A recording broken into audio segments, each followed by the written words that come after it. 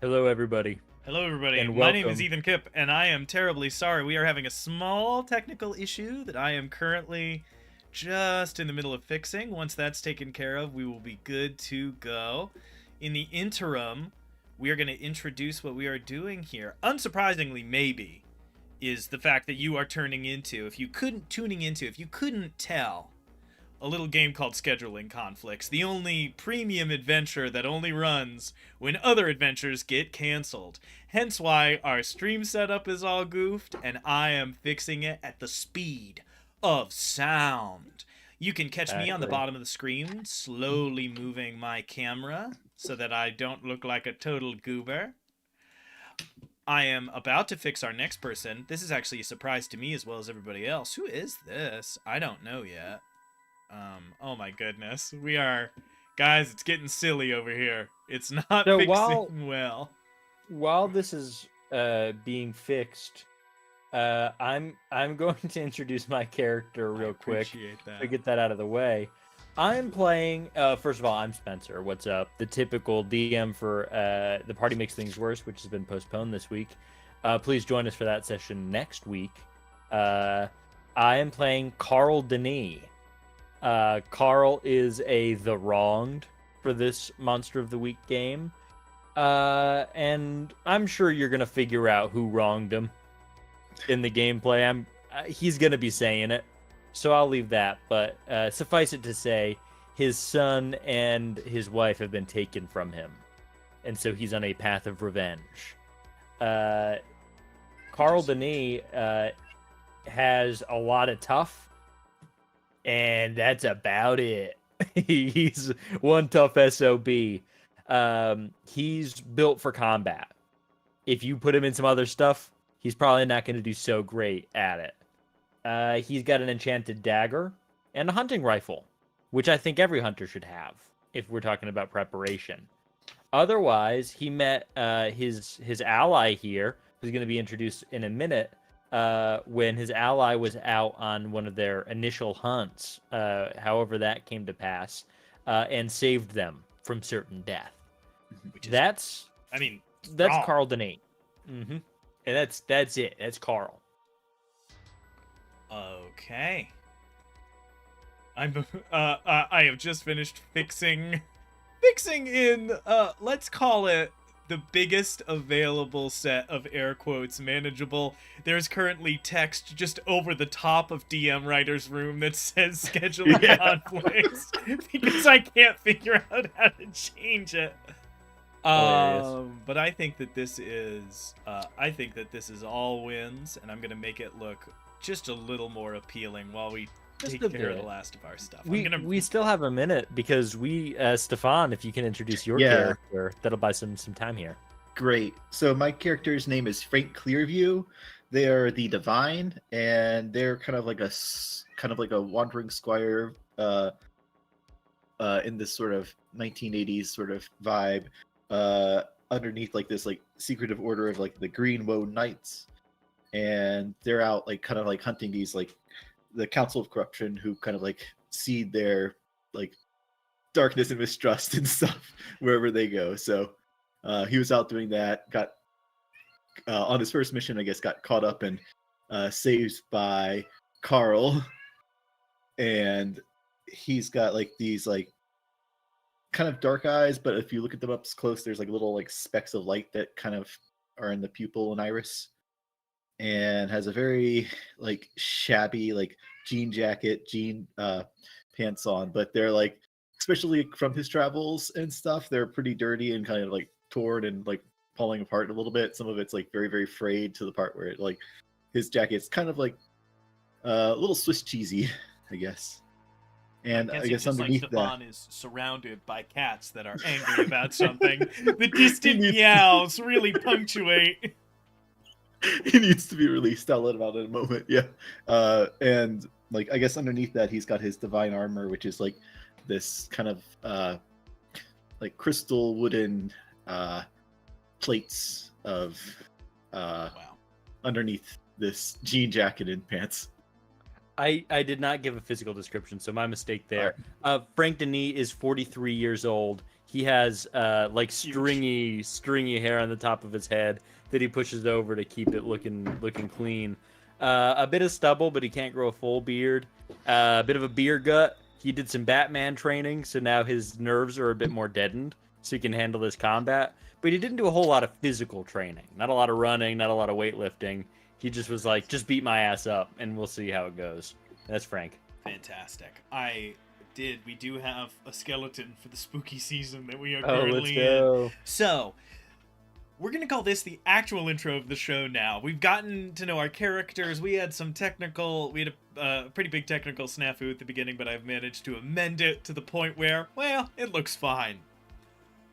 Welcome to Scheduling Conflicts. This is a show that we put on when other shows get canceled. As Spencer mentioned, it is The Party Makes Things Worse that was canceled. Please tune in next week. We might have to try to do a double episode. I will be crushed if we can't finish on Halloween week, which this delay may very well mean. We'll have to figure that out. We've been introduced to our two characters. Let's get just the names one more time. I am Carl Denis. And I am Frank Clearview. Frank Clearview. We love to see it. We are playing Monster of the Week, a fantastic game where you play a group of intrepid monster hunters making their way through the world, trying to save it, make it a better place, get vengeance, and one of a variety of other goals. Being a divine and a wronged, we are certainly here to deal with some unnatural and otherwise outsidery things. Our adventure takes place in the year 1986 in a little logging town called Whitmer, Vermont. Strange reports have been coming out of Whitmer, the kind that local news stations don't pick up. It sounds like hooliganism, foolishness, and a couple of drunken nights, more than it sounds like anything untoward. But to the trained ear and the well-cautioned reading mind of monster hunters, strange things are afoot in Whitmer. Whitmer's a logging town, largely capitalized by the large logging company that makes their business there. The Gads, G-A-D-S, Logging Co. In recent weeks, over the course of about 3 of them, the number of accidents and injuries on logging jobs has almost tripled, with terrible injuries and a few fatalities, and more than a couple of people running afoul of what they can only describe as traps out in the woods. Booby traps of various sizes and shapes set for the unknowing and definitely unprepared loggers making their way in and around the camp. Your task for yourself is very simple. Investigate the situation and see what in the heck is going on in Whitmer, Vermont. Now, Scheduling Conflicts is always an improvised show, which we get a lot of joy out of, but it leads to things like horrible technical difficulties and the GM not knowing that much about what existed before and or after 1986. So we're going to be in kind of a loose pastiche of what I think the mid-80s were like. So forgive me if I take some liberties with the sort of reality of the situation. The music, as always, for my Monster of the Week games, White Bat Audio's John Carpenter mix. It just gets me feeling ready to run a little horror adventure. So it is my preference. You can find them on YouTube.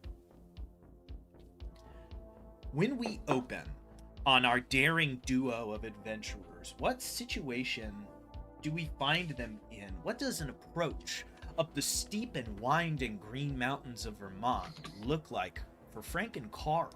What vehicle are they in? What does heading towards a hunt look like? Do we have maps and newspapers spread out on the dash? Or are we more in a deluge of travel snacks and maybe a less than legal cracked beer in the front seat? What does it feel like when this hunting party goes out to investigate? Does your character have a vehicle on your list? Is it something you get? I don't think. I think the answer is no. Nope. I do, and I get some options. Great. I can get a classic car, classic motorcycle, plain pickup, or plain van. And I'm telling you right now, It's an off-road motorcycle. It's got some thick off-roading wheels. It's a real hog. So because I'm the only one with the vehicle, you do have to sit on the back of this huge motorcycle cross-country. It is incredibly uncomfortable. That's got to be so clear. Have we not sprung for the sidecar? Have we not dished out for the sidecar at this point? The issue is the point of it being off-road is so we can whip off into the woods. Okay, But okay. if there's a sidecar, he get No, cream totally. corn. He's done. So we cut in the camera swooping down. It's exactly like that one angle from The Shining where we're following the car as it winds down the road. There's definitely not maps on the dash. As we swing around, we overhear a little bit of the conversation as you are on your way. It is shouted over the roaring of a motorcycle engine. It is so loud. So without actually shouting, those of you listening, close your eyes and transport yourself to the imagosphere of a rumbling motorcycle tearing down back roads.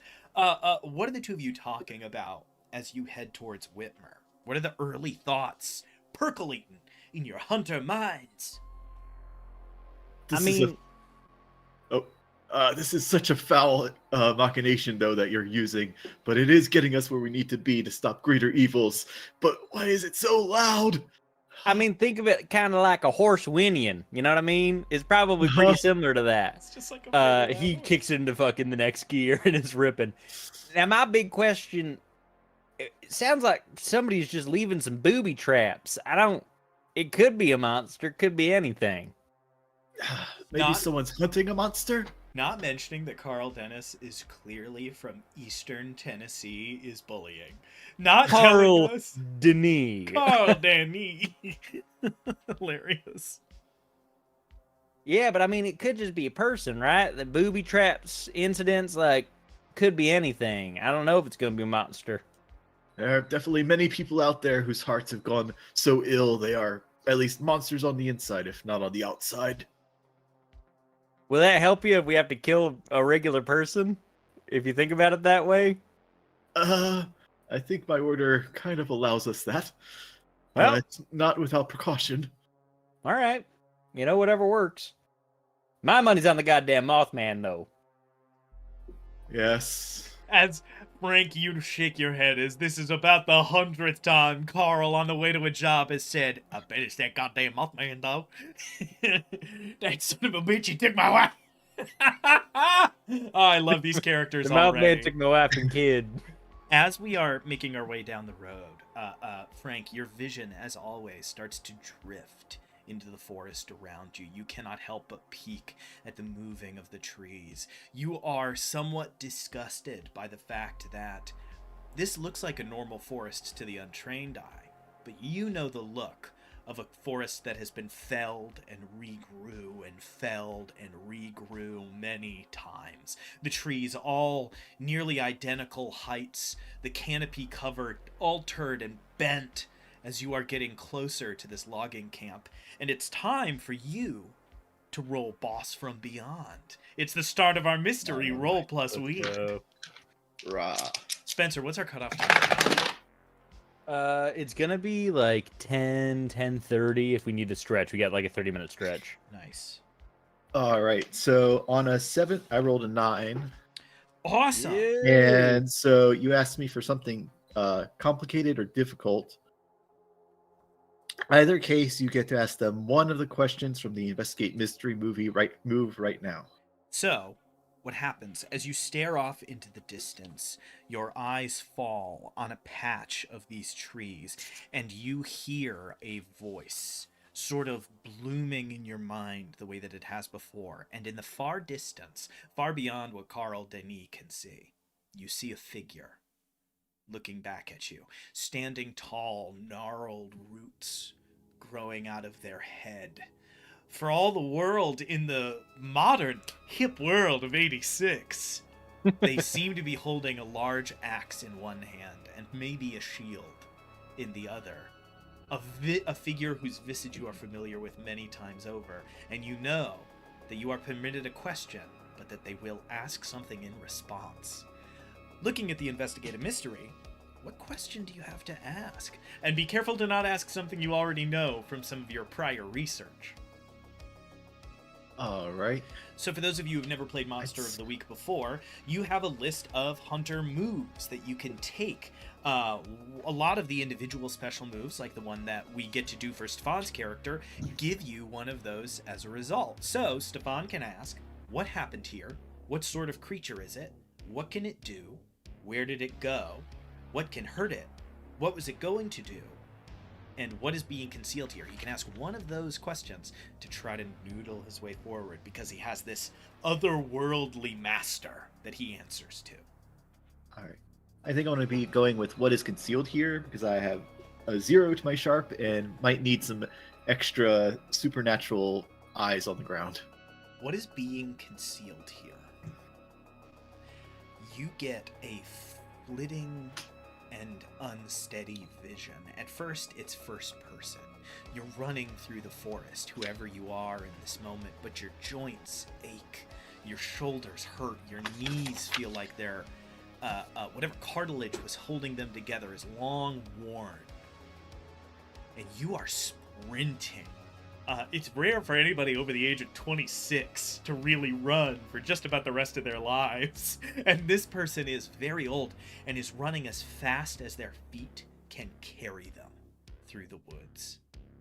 Bleeding from a wound that you cannot see but that you can feel the dull pulse of. You feel their foot snag on a root. They fall tumbling hard, slamming their shoulder into the ground. As their vision looks up, you are not looking into the unnatural smooth canopy of a once felled forest, but the tall and short mix of brambles and low and high of a truly old part of the forest. Something that has had no unnatural felling, where animals can still find places to hide and live their long, natural lives. They look, and your vision pitches and shifts. It's not first person anymore. You see an old man. He has a huge mustache, bushy and large, the kind that completely covers his mouth and probably tickles up towards his nose a little farther than it ought to, but he's clean shaven the rest of the way down. And there is a look of such raw fear in his eyes as you have rarely seen. And the vision ends. A little peek into something that would be easy to miss for a character with low sharp. A little slice of whatever this mystery is. Hey, you're right back there. Seems like you're letting go of the reins back there. You okay? And sure enough, Frank, your grip is slipping as you suddenly come back to your senses. Oh! Okay. No. Yes, I don't want to eat the dirt on our way there. Sorry about that.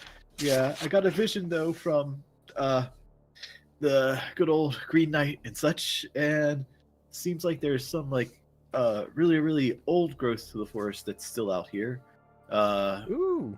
Some sort of old man with a big mustache out there in terror. I'm not sure if they were being hunted or if their death might have been connected to this somehow. All right, so we gotta find a missing old man. Ask around for any old people who might have wandered off, and look into places that haven't been cleared for permits to tear down. The town's history. Cool. Yeah, they do ignore the places that are like at the tops of the mountains where it's a little too hard to get up to.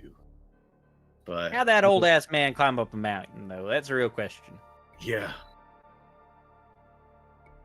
What flits through your mind, the both of you, as you go? You've done many of these hunts. It takes a lot to force an old man up a hill, just like it takes a lot to force a young man into a situation he doesn't want to be in. But being chased. Men will do all kinds of crazy things when they're being chased. And the motorcycle tears off, and we follow it through the woods. You pull into not a one-horse town, but like a 3-horse town. You see one long stretch of road that winds up as you reach sort of a shelf coming off of one of these tall mountains. You aren't definitely down at ground level. It is just somewhere where it levels out enough that a town can kind of start to spring up over long time. You are surrounded by green forest. with some notable visible patches of brown and gray. Places where it has been felled in the area surrounding town. You know this is a logging town. It is a long and winding path dotted with a good number of homes. Relatively densely packed given how little actual space there is to safely construct a house. You pass a general store on the left-hand side, which also has gas, but it has only 2 manual pumps with those like rotor front cranks on the front, so you're going to have to go in to get gas when you need it. You see a motel down the road. Just a stretch of all exterior rooms, about 8 of them in a long row. You've just arrived in town. You see a couple of bars, maybe a restaurant or 2, but they're small family diners, nothing major. The closest McDonald's is going to be a good 35-minute drive away. You are far from the outstretched arms of civilization. Just that we roughly know where we are, I'll say you're like 2 hours outside Montpelier or something like that. So you're pretty central Vermont. What time is it right now? That's kind of up to you guys. When you heard these reports, did you head out right away and so you're catching this place at bright dawn? Or did you hear upon waking, drive a long drive, and now it's 3 o'clock, 4 o'clock in the afternoon? I wouldn't have waited. Carl's got very little to live for besides the hunt at this point. So Carl probably would have taken off right away, as long as Frank was clear to go. Yeah, I guess any... absolutely thrilled to announce that my internal memory knew the exact geographical location of Montpelier, Vermont, and I don't know why. That's what were you about to say, Stefan? Oh, well, yeah, I guess like definitely being ready to go at the moment's notice for my order would make sense too. And like looking out for where that corruption lies and stuff. So it would be like, yeah, you found a good spot. Let's head there. So in the $400,000 budget version of this TV show, we would have seen earlier a motel room phone as you got a call from one of your many contacts, and the 2 of you strapping onto a motocross at like 4 in the morning, walking into the room to a sleepy attendant with the TV on, watching late night telenovelas, pay for your room, and ride off into the late night. But now we join you here. If that's the case, then I think it's like 9 in the morning. You know that the logging day starts early, so if there are workers out and about, they've probably been out for a good 3 or 4 hours at this point, depending on how sort of on the up and up, how interested in, you know, that hard blue collar lifestyle they are. What's the first couple of steps look like here? Frank, I'll tell you what. I'll drop you off at the motel. You get us a room. I'll go get top off the tank here. Ask around about old growth. Any people might have gone missing. If you'll get the room and ask the same. Sure thing. I'll head over to that motel then. All right. See ya later. Or I guess you'll meet up at the hotel when you're done with your search. Yeah, too? I'll meet you at the hotel. Yeah, remember, right. It's 86. You gotta say everything you're doing for the next 2 hours. We're going right to the hotel. Our 91 game is like that. For those of you watching who haven't been, first of all, how are you watching this if you don't watch The Party Makes Things Worse? But we have a running joke where we remember in our 90s Monster of the Week game that it's like, oh crap, yeah, we're leaving the area and it's the early 90s. I'm going to go here for 2 hours, and then I'm going to go here for 1 hour, and then I guess I'll come back here if I don't find you. So you guys make that little plan. We're going to follow Frank as he goes to the motel. Frank, you get dropped off at the High Top Motel. A good portion of the rooms out in front of you have sort of yellowed cigarette smoke stains up the front of them from people smoking out on the porch. You see some clearly ignored no smoking signs posted everywhere. There's like 20 of them. You get the sense this is a recurring problem for whoever manages this motel. Trying to get people not to smoke in your motel in the 80s is an uphill battle. And this person seems to be losing. How do you approach? All right. I guess I'll go to the front desk then. Kind of like look around, see if the attendant's there. If not, I'll just be like, ding, ding, ding. You Hello? give the bell a couple of rings, and you hear a distant sound. You can't tell if it's a radio or a television, but it's coming from sort of a back room that you don't assume you are allowed into. As that ding, ding, ding goes off, the sort of screen door behind you still tapping in its frame, you see a younger looking man come around the corner. He has pretty rough peach fuzz that is extremely spotty and is missing large segments. He doesn't look to be much older than maybe 16 or 17. If he's older than that, he cannot grow a beard, and is making himself look younger in his effort. As he comes around the corner, he goes, "Hey, how can I help you?" He looks down and brushes a bunch of crumbs off the front of his shirt as he makes his way over to the counter and takes out a paper like logbook for rooms. Hey, I was looking into the kind of like strange injuries and stuff around here, and kind of like looking at like the various safety reports for lumber companies and such, and was hoping to like interview with some of the people. So I was going to need a hotel room for a couple of nights.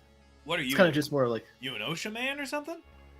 oh no, it's more just for like the data to like take. I need to take the data from them about their injuries, so I can like create like a better like statistical arc about like what the different like lumber companies are doing. So not like enforcing anything, just like giving them data and all that.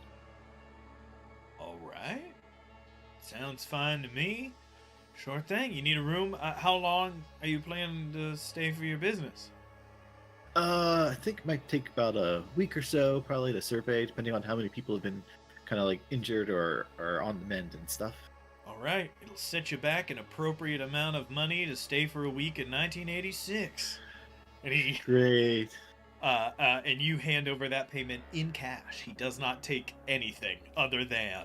As you hand that over, he pencils you down in one of these like logbook lines and hands it over you to sign the last portion of the line.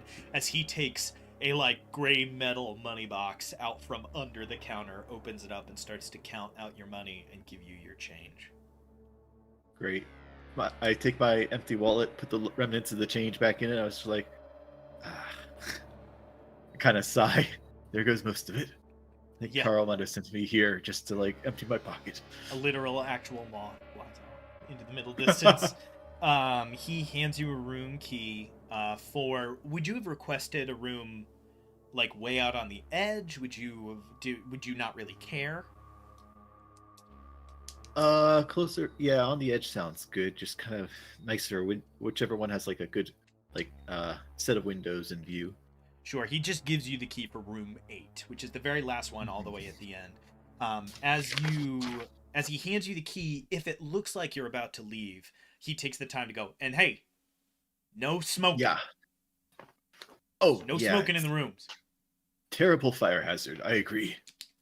Nasty. And he looks down and keeps filling things out. You see that behind him there is another no smoking sign.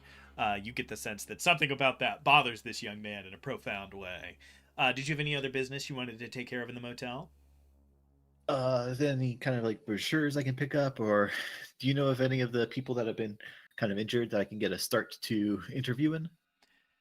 Oh, he points over, and you do see over to your left is a wall of brochures for tourist traps and maple farms and dairy farms that have tours. There is an infinity of these like loose touristy things.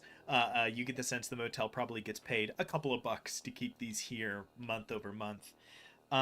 Given your story, definitely got a role to manipulate someone. You've shifted to All right. personal info. He kind of gives a little skeptical sound as you ask for that.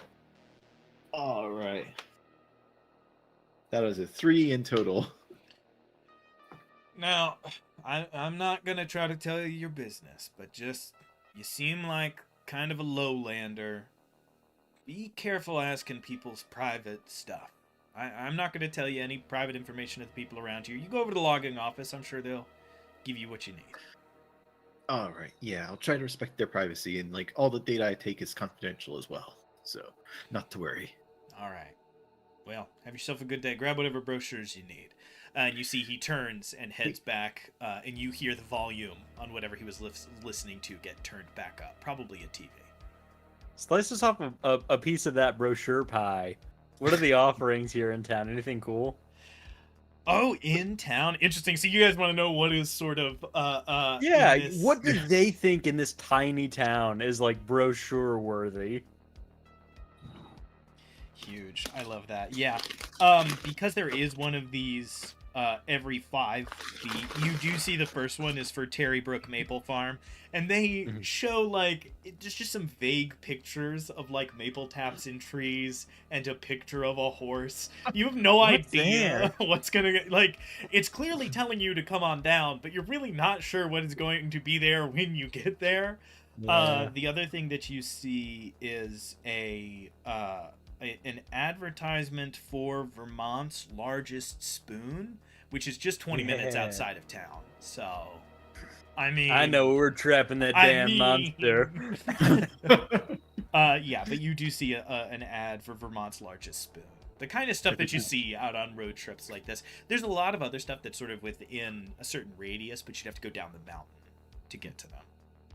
If it's a giant possessed bowl of soup, at least that'll be a good weapon. Huge. Got me there.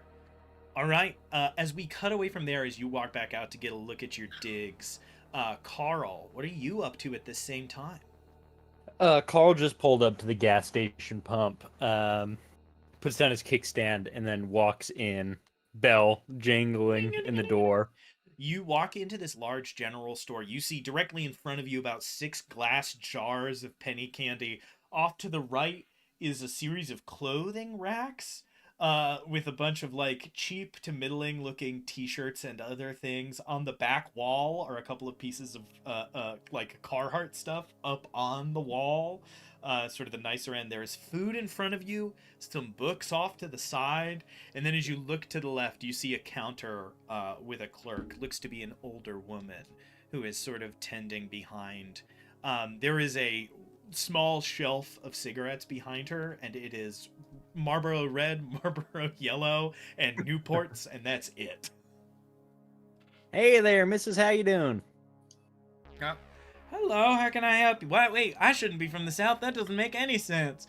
Hey, Maybe you how are you moved here. doing? I'm doing good. Passing through, gonna spend a bit of time here. I was hoping I could get 10 on pump 2. Sure thing. She takes the $10 from you and takes a little key off of the rack next to her and walks outside with you and like unlatches and sets it to 10. I've seen someone do this once a very long time ago. I do not perfectly recall how it works. As you set about to pumping gas, she stands there and makes a little bit of idle chit chat first. I can't. She's like, "Where you coming from?" Oh, here and there. I'm on a bit of a cross-country tour, as it stands. I'm trying to find like the best places for camping off grid. Thus the ride here, the stallion. Off-grid life's good out here. A lot of people do it. You should check. If you want to look at the sites in the area, we've got Vermont's largest spoon, just 15 minutes north out of town. You got to take a look. North? Big sign on the road. You'll see it. Speaking of places to visit, you have any leads on some old forest, old growth, places that haven't been, logging town and all that, places haven't been cut down quite yet? Yeah, it's strange. There actually is a patch relatively local. She gives you a little bit of a sideways look, but you're asking a normal enough question. No manipulate someone needed on this one. She goes, yeah, if you head out southeast, and she points to one of these roads that winds like up and around. She goes, it's going to be all dirt and gravel though. So if the bike looks like it can take it, but just be cautious because it can, if you've got a lesser vehicle, you'll end up halfway down the mountain and they won't even find you. But some of the higher patches up there, they're owned by folks who don't live local. Or a couple of them are even protected land because of, endangered and whatnot. And so some of it hasn't been able to be cleared for logging. Some of the deeper parts, I think, just about ever.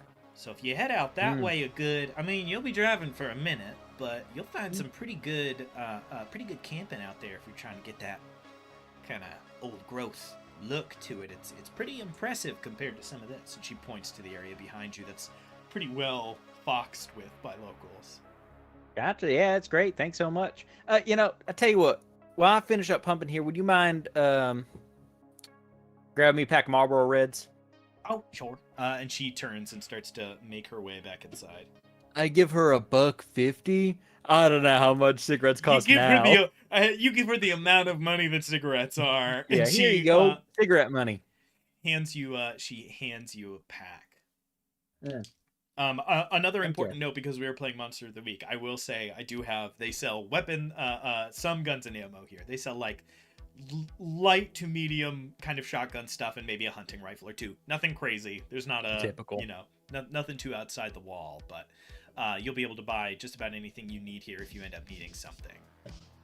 Well, thank you kindly. I'm probably going to post up in the motel for the next day or so while I scout out a good campsite. So thanks. All right, have yourself a great day. If I see you again. And you turn and head out the door.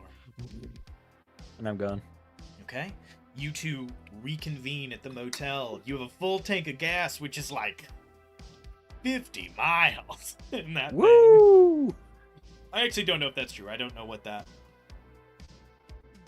tank would be like. I'll give it a quick search. As the two of you meet back up, let's just play that scene.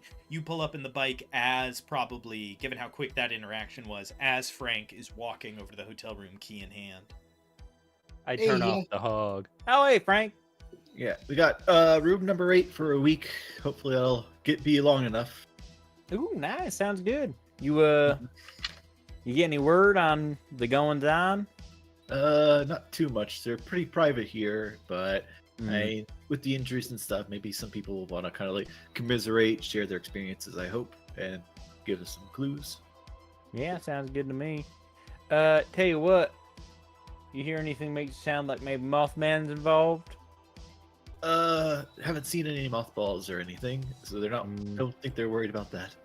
All right, I'll keep listening. Cool, let's go into the room. All right. Okay, the door opens up and you see a respectable small room. You didn't ask, so somebody roll luck. Somebody just roll 2d6 and tell me what degree of success you get. All right. So I got a 3, a 2, 5. A 5. There's a twin bed. No, that wouldn't make any sense. There's like a full bed. There's a pretty small bed, a little couch off to the one side, looking at a TV across the way. It's clearly not hooked up to any kind of cable, but it has a VHS thing, and you can see that the cabinet beneath it has an array of truly random VHS tapes. Well, looks like we're gonna get pretty comfortable. Kind of like the motorcycle. Except at least not noisy. Great. Well, I wouldn't say that. We jump cut to the night before. Carl is snoring his head off. He is the loudest snorer in the world. It turns out, given this time, you could, depending on how much you spent on this motorcycle, you could be north of like 45 miles to the gallon. So the gallon, yeah. The like 6 or 7, the like 4 or 5 gallons that your tank takes is a pretty good hike in that motorcycle. Yeah, it's right now he probably gets like 30 miles to the gallon. With the modifications that he's put onto this, it definitely cuts into the gas mileage. Okay, so the two of you are sat down. One of you maybe on the couch, one of you on the bed, looking around the room, which does faintly smell of cigarettes. I cut back to you. Oh, perfect. We're allowed to smoke in here? I pull out a Marlboro. No. He said no smoking. And definitely it's not good for like keeping incendiaries and stuff in a place like this. It might burn down, you know? I guess. I'm going to smoke it. I'm going to go outside and smoke probably, but yeah. Great. Are you? It smells like cigarettes. Yeah, let's not make it worse though, please. All right. I put it back in. Huge. Close up the back. So, where are we going? What'd you get? Where are we heading first? We could like, I guess like look around town, see maybe like check the infirmary and stuff, like the injured people there and stuff, and hear what they've kind of had to go through if you want. Yeah. All right. Sounds good to me. Great. You have good success with your refilling of the motorbike and all that? Yep, all set. I got told that there's some old growth southeast of here. There's a little trail to follow, and then we're gonna have to off-road a bit, but sounds pretty Alright. promising for a locale, given your vision. Mm-hmm. So, Definitely. talking to the victims first, I think makes sense. Try and get an idea of what this thing is, what it can do, what might be able to hurt it, and then after we get all those, I think we can go into the mouth of the beast, as it were. Sounds good. All right. Ew. Great. I'm gonna go use the bathroom real quick, and I'm good to go. All right. Is that our first? Is that our first on-channel, in-character bathroom break? Carl's nothing if not a realistic person at that. I gotta be honest, it was really jarring as a keeper to hear. As Carl goes, What does he want to do in the bathroom? What? Yeah, as Carl goes to use the restroom. No smoking in there. Is that Carl's gonna smoke in the bathroom. we cut to the window open in the back of the bathroom, and Carl smoking inside because he doesn't want anybody to try to talk to him because he's out on the front porch. Perfect. Flush it in the toilet. I guess I'll go back to the motorbike then, pick my guitar case and satchel, and get ready for us to head over to the infirmary. Huge. Okay. The only thing I do need to ask, I know we have some weapons in the group. Are Yes. any of those high profile? Is there anything that's not going to be able to go to a logging camp on the back of a motorcycle? That's why I have the guitar case. Okay, I have a hunting rifle. Okay, so does the guitar case... So this just lets me know... So are both of those hidden in the guitar case? Is this a very important guitar Oh, case? that could. My rifle is like on the side of the motorcycle in a holster, just tucked in there. And he says, "Well, I use it for bears. You know, I go off-road camping." if my memory of living there briefly serves, I do believe in the great state of Vermont, you would probably be fine. Yeah, of course, for the bears. Yeah, certainly in 86 up in the mountains you'd be okay. You go down to Burlington, you're probably going to have to put it in the guitar case. But I bet you're fine up here. Definitely I was going to say make a cop look twice at you, but you look around in town and you're like, maybe there's a state trooper here once every few weeks. That's probably about all they get as you guys tear off down the road. I'm going to try to be pretty definitive about where everything is. I don't want to get lost in the sauce like is easy to do in these games. So you entered town from the south. You saw the general store off on the left. They said to head southeast, kind of winding up the mountain to those trails. Also on the left, but further down, is the motel. And you know that very important, central to the adventure, somewhere north, about 15 minutes, is Vermont's biggest spoon. That's gonna come up. Bet it's made out of like real silver or something. This thing's weakness is sterling silver. Yeah, I know. You do see there is a road that seems to go northwest out of town, kind of winding around and snaking down the mountain a little bit. But it is a wide road, and one of the only roads that seems paved. Not perfectly. It seems like it was paved like a decade ago and is now The being King's Road. maintained in big air quotes. But what it does let you know is that's probably where the logging actual facility is, because they would need to be able to take heavier loads down that road. So Frank, what's our cover gonna be? What are we telling people we're here for? Well, I was thinking like asking them about their injuries and stuff, like kind of like a statistician for like the larger like lumbering agency of America. All right. Anybody who's a bit of a hard nose about it, I can always come in as sort of a, I don't know, claims lawyer, saying, "Hey, if you can give me some information, maybe we can get a big thing going, get y'all paid out." Sounds For the people good. who don't want to talk to a stiff. Yeah.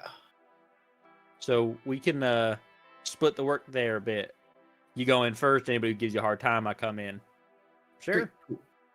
Great. Sure. Great. You guys head down the road. we do one of those cool side angle swipes as you're moving through trees. And then things do start to get a little lighter as you move. This part of the forest is so disturbed that the trees grow kind of a little too far apart. Your visibility a little higher than maybe it should be. As you go down the road, you see the distant form of the Gads Logging Company. You see a couple of those the large actual mill where trees are cut down into lumber of various sizes, shapes, and utilities. Tall stacks of pallets where scrap lumber is set off to the side to be nailed into pallets that'll get shipped down to the larger cities. The best thing for junk wood to be. Looking off to the other side, you do see there is some, what seems to be probably for burning, like some actual camping wood off to the one other side. This place seems to serve a lot of different masters vis-a-vis what they produce. Being this high up in the mountains, they probably kind of try to accommodate anybody who will buy, given how expensive it would be to ship all the way down to a larger, more major area.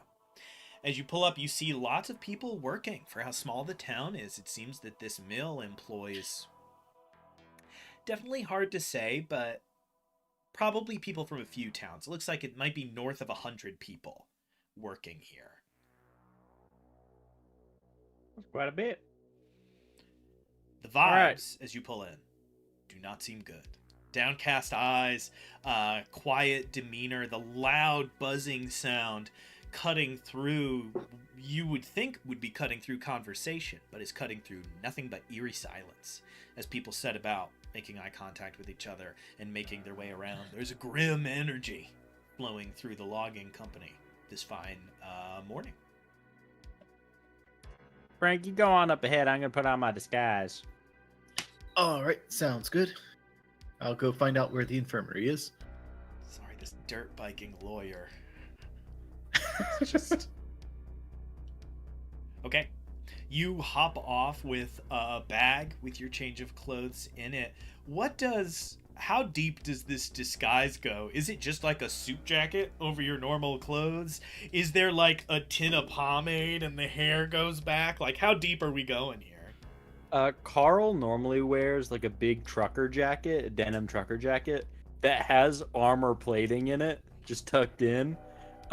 He takes that off, thunks it on the back of the motorcycle, and opens up one of the saddle packs, pulls out a button-up white dress shirt, wrinkled to all hell, puts that on, sport jacket, also wrinkled to all hell, slicks the hair back, not much to slick, and is ready to go. Huge. Again, in the $400,000 TV pilot that we make for this, you toss the jacket on, and we learn that it has armor plating on it because we watched the springs on the back of the motorcycle go a little further than they should from a humble jacket. As you change into this outfit, I'm trying to decide if it is fun to make you roll something. I don't see anything that's a particularly good match, so unfortunately I think I'm going to have to forego it. I was tempted to say roll act under pressure to look convincing, but I think we're just going to have to roll. As you change into this different outfit, wrinkled white shirt, also, like all of your clothes, because we now know that Carl chain smokes Marbs, it's white in the way that anything in the 80s was white. It is slightly yellow as you both sort of make your way into the area. Carl, are you trying to look like you are with Frank, or does Frank take the motorcycle in and then you walk down the road? Frank probably takes the motorcycle in, and then I walk down the road. Okay. All right. So as the motorcycle pulls up, and as Carl, you're making way through, Whoa. I'll just ask you, which of the two of you sort of feels ready? Who wants to go first in this little operation? You're going to be talking probably to the same people a little bit, unless one of you had a particularly clever plan to talk to somebody other than whoever's in the office. The plan is Frank goes first to find out who's pliable. Sure. And whoever isn't, I'm going to go in and try and talk to as a claims lawyer. Mm-hmm. Great. I guess we could also like agree that like maybe we like cross paths or something a couple of times. Like you end up following me since I'm like doing research on their injuries and such. Mm-hmm. All right, I'll head in. Okay. Frank, you pull the motorcycle up to the front, make a rickety kind of landing next to a couple of pickup trucks, a few cars, bits of odds and ends, some rusted out 70s stuff that makes do in this place, and you jog up a couple of wooden stairs into what seems to be a small office attached to the large mill. As the door opens in front of you, you are looking in at a small secretary's desk, and you hoped that maybe the sound of the mill would be a little quieter inside. It is only a little quieter. You can definitely still hear it through the walls, but the people who work here are most likely deaf to it by now. You see a woman with big, hair-sprayed, like kind of beehive hair, who is sitting with a perfectly beige, like DOS computer in front of her and a phone. You just know that it's black with green text on the other side of that computer. You're a little surprised they can afford something like that out here as you kind of roll up. She looks up and is super surprised to see an unfamiliar face and goes, are you lost? Do you need directions? Yes, please, thanks. I need to get to the infirmary. I'm Frank Clearview with the American Lumber Research Association, just trying to kind of get the statistics on the various injuries around here. Oh, she turns. John! 1 second. And she gets up and walks into the back of the place. And a few minutes later, you hear, what? Thunk, thunk, thunk. And she makes her way out and goes, just 1 second. And you see, Certainly. actively putting his tie on a mug of coffee, he takes a cigarette out of his mouth, throws it in the cup, puts the cup in a room while he walks up. You see a man who, for all the world, looks quite a bit like Carl Denis does right now. Hey! Wrinkled white shirt with like a pretty cheap-looking blazer over it. Blue jeans with boots on as the bottom half. He's putting on a tie that is a color of yellow that you just didn't think was physically possible. Just a really eye-defying piece of clothing. As he makes his way around, he goes, hey there, my name's... pulls his pants up a little bit. My name's John Gads. Holds his hand out. Hey, nice to meet you. Kind of John, quite the operation you got here. Yeah, John Gads, Gads Logging Company. I heard you're from the safety office or something? What? No, What just... that's so strange. What are you doing here? Oh no, it's just mainly just like statistics and reporting that way. Kind of like just for the American Lumber Association, so they can kind of like get like the data from like kind of like all across America and kind of like associate that for research and study for all the logging that's going on. You know, as he leads you towards the front door, out to the front, and goes, I mean, I can walk you around. We don't really have much of an on-site infirmary. As you open the door, he looks off and sees Carl walking down the road. And you see a very confused look come across his face, and he goes, you know, this is a family operation, and we work hard to make sure that all our people are safe and tidy. And he kind of starts to take you in towards the mill, where you see people working. Roll plus sharp for me. All right. And Carl, you see this happening off in the distance. You see a guy who's clearly just thrown his outfit on. As he goes around the corner, you can see he has failed to tuck the back of his shirt in, and so you could just see like the ducktail of his dress shirt out the back of his pants. Right, Seems like I got a 9 for the sharp as well. Nice. A 9 for the sharp. As you look over to the side, you see in this like little screen window that leads into the office that you were just in, you see that woman on the phone, like talking firmly with somebody as you are being sort of led off into the mill to walk around. And Carl, as you are walking up, you see off to the right in the camp from a building that you immediately gain the sense may very well be the infirmary.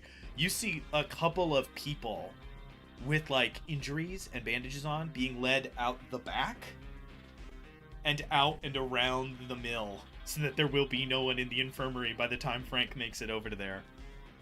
Frank, we cut back into your conversation. It has been about 10 minutes of rambling nonsense. He started to just give you a tour of the logging facility and describe the kind of business they do before he goes, I mean, I can take you to the infirmary, but any reports of injuries here at Gad Logging Company have been hugely overblown. We run a safe operation here. Whatever it is that you need to report, I mean, I can assure you and maybe insure you that there is nothing here. And you know, as he sort of starts to guide you to the infirmary, you have not gotten a word in yet, unless you have tried very hard to.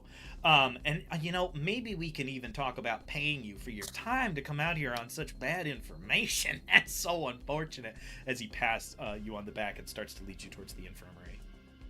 Great. Oh no. Well, I've got some medical skills myself. If anyone's got some bumps or bruises too, you know, like getting people back on the job is always appreciated. Oh, nothing other than a scuffed knee and maybe a bumped up elbow.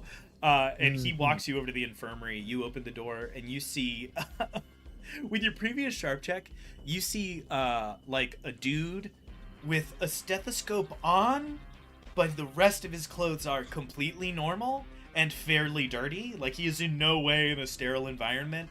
The room is empty, but this man is like visibly sweaty. He's clearly just jogged to this building. And as the door opens, you hear John go, John, sort of looking. John says John. He could also be named John. Let's be so for real. No, Vermont. There's 2 Johns. No, I went for Jerry in front of me, and my brain said John. I do want to say a criticism of my own little world building notepad in front of me. We have met 3 men so far, and their names have been John, James, and Jerry. This is a big J name town. Big J's. He goes, Jerry, you're never going to believe this. Somebody told this poor gentleman that we had a bunch of injuries and stuff. And this guy stands up and goes, No. This is a safe operation. And he's out of breath. Oh, wow. So, guess have you been kind of like out exercising while you've been idle then, or? You know, asthma. Yeah. It just gets me sometimes. Especially with all the sawdust in this area, it's got to be rough. And by the way, I've told you about 100 times, John, my name's Terry with a T. It's not Jerry. I don't know why you keep saying that. He gestures to his name tag, and for sure it says Terry. For now. Oh, Terry. But no, everything's fine here. Nothing other than cuts, scrapes, and bruises. Great. Can I look at your logs briefly then, and I can be on my way? I lost them. Really? Yeah, look. Man. He points over to the desk, and you can see that there is, and I cannot stress this enough, nothing on the desk. There's no pens, no pencils, no cover for the top of the desk. Nothing on the desk at all. Great. Well, I guess you guys are kind of quite beyond the standard deviation of various places that I've been to for lumber and all that. But I hope things will continue be going well. Yeah, no, and you hear from behind you, John Gadd say, we are many days without incident. And you hear a thunk as he starts to rub his back on the wall. And you see there is a days without injury poster behind him. And he is just like, sorry, got an itch on my back. Was there anything else we could help you with today? I mean, I don't want to drive you off, but I'm so sorry somebody wasted your time like this. Oh, yeah. I guess I'll ask them about, like, various, like, kind of, like, lumber that they've got going on here. Oh, of course. I can even take you back to the office. I mean, Barb will be able to tell you a lot about that. All right, cool. Okay. And he goes around the corner with your previous sharp. He gives a, like, we did it. Nailed it, boys. Perfect. To the guy in the infirmary. We are going to go back in time just about 5, maybe 10 minutes. As Frank, through giving just the perfect situation for John to start to spiral in, has bought Carl about 10 minutes, a pretty uninterrupted time here. Carl, you don't have any real information about what's going on. You saw those guys sneak off, but you also see a man who seems important leading off with Frank, and so you know that some distraction is going to be going for a good while. Knowing the plan, I imagine you've put together some of what is going on. What does Carl do? Carl's gonna jog over to where the guys are being led away. Carl takes 6 steps and is out of breath. Never mind, I'm gonna walk.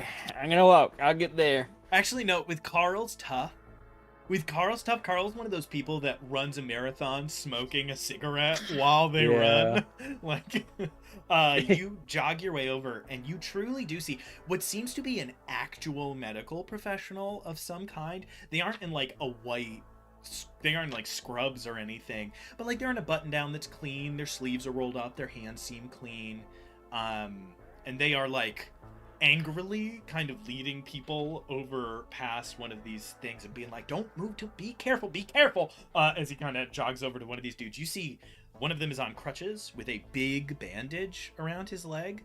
Another is in a sling and you can see sort of some additional support on his shoulders, so his collarbone is probably broken. And there's a third gentleman who is just walking with a very pronounced limp. He doesn't seem to need a cane or anything like that. You can't even really see what's going on. Probably a bandage under his pants. But he's limping hard. He's having trouble walking. I sprint, like I start sprinting up.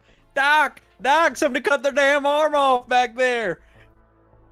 Yeah, just an immediate manipulate someone as you sprint up, trying to create a panic. I'll tell you what, I'm going to give you a +1 forward from Frank's sort of distraction here, because this doc is panicked and trying to handle all of this.